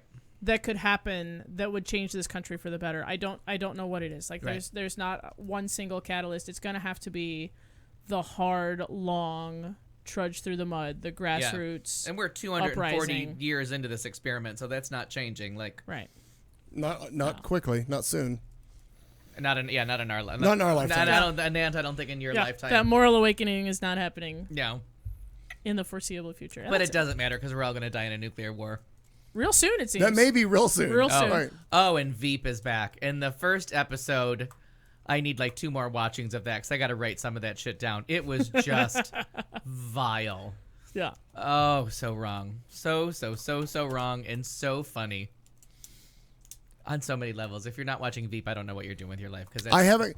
Here's my thing with Veep. You've been talking about Veep for quite a while, and I've seen different things. Like, for example, when somebody put the spicy news conference with the credits of that, it was funny. Even though I've never seen Veep, but I thought that was very funny how it was put together, and I can see how it almost looks real, but you know that it's not, or it was real, but it was comedic. With Veep now, I feel like how many seasons in are they? 7? No. Well, between 5 is, but there's only a couple episodes. There's only like 8 per season. So you're barely at a full. So my question is, do I need to get, like, there's running jokes that go through this whole fucking thing. Yeah. Do I need to go back? There's no reason to jump in. Like, there's no reason to, like, in this world, there's no reason to jump in at season 6. Like, go back and watch it because it's one of the funniest shows that's ever been on television. And the opening joke with the got hung on his own retard, I mean, is just the fact that they make Shakespeare into a joke that is funny at one point and horrifying a second later. Oh my God, Andrew Day's in this thing? And it's crazy. Like, she's watching. Wow. And it just keeps building on the inevitable joke. And each season has its own joke that finally pays off. And Jonah Ryan, it's just all you need. Mm-hmm. And I don't know if Paul Ryan was a big enough thing to even be something to know who he was. Like, when it started, that Jonah Ryan is his name, like, that they just landed on. Oh, that's a happy accident. Tool, yeah, just the biggest tool in the world, that he's now Congressman Ryan. Apparently, the entire Ryan family is just a tool. Yeah. Funny. There's that. All right. And again, on Sunday, because that's the only day that they have TV anymore, is Sunday. Used to be Thursday, now it's Sunday. I don't see any reason to do a final segment, do you? I'm good. Do you have a question? Do you have a pressing question for us? I really don't. Okay. Well, there's that. So long, suckers. I'm going to go watch the Bee Gees, because now I know that Andrew Day's in this, too. What the fuck? And Tori Kelly? You got a lot going on there, I got Kat. lots to do today. It's very good, and you forget how many songs. All the songs. I know. All the songs they wrote. Nice tributes, and I never heard of that. I never heard of the Celine Dion song. Someday you will. You're hopeful. All right, well, my gosh, we made it through not quite 3 hours, but take that 20 minutes and use it wisely. Would you, please? Do some good in the world. As we wrap up tonight's show, let's leave you with this parting thought. We will see you next Tuesday.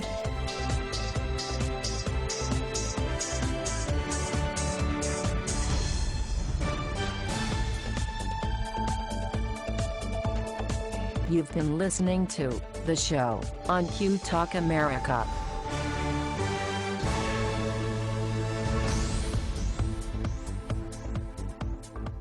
I'm here because I burned some bridges at Wendy's.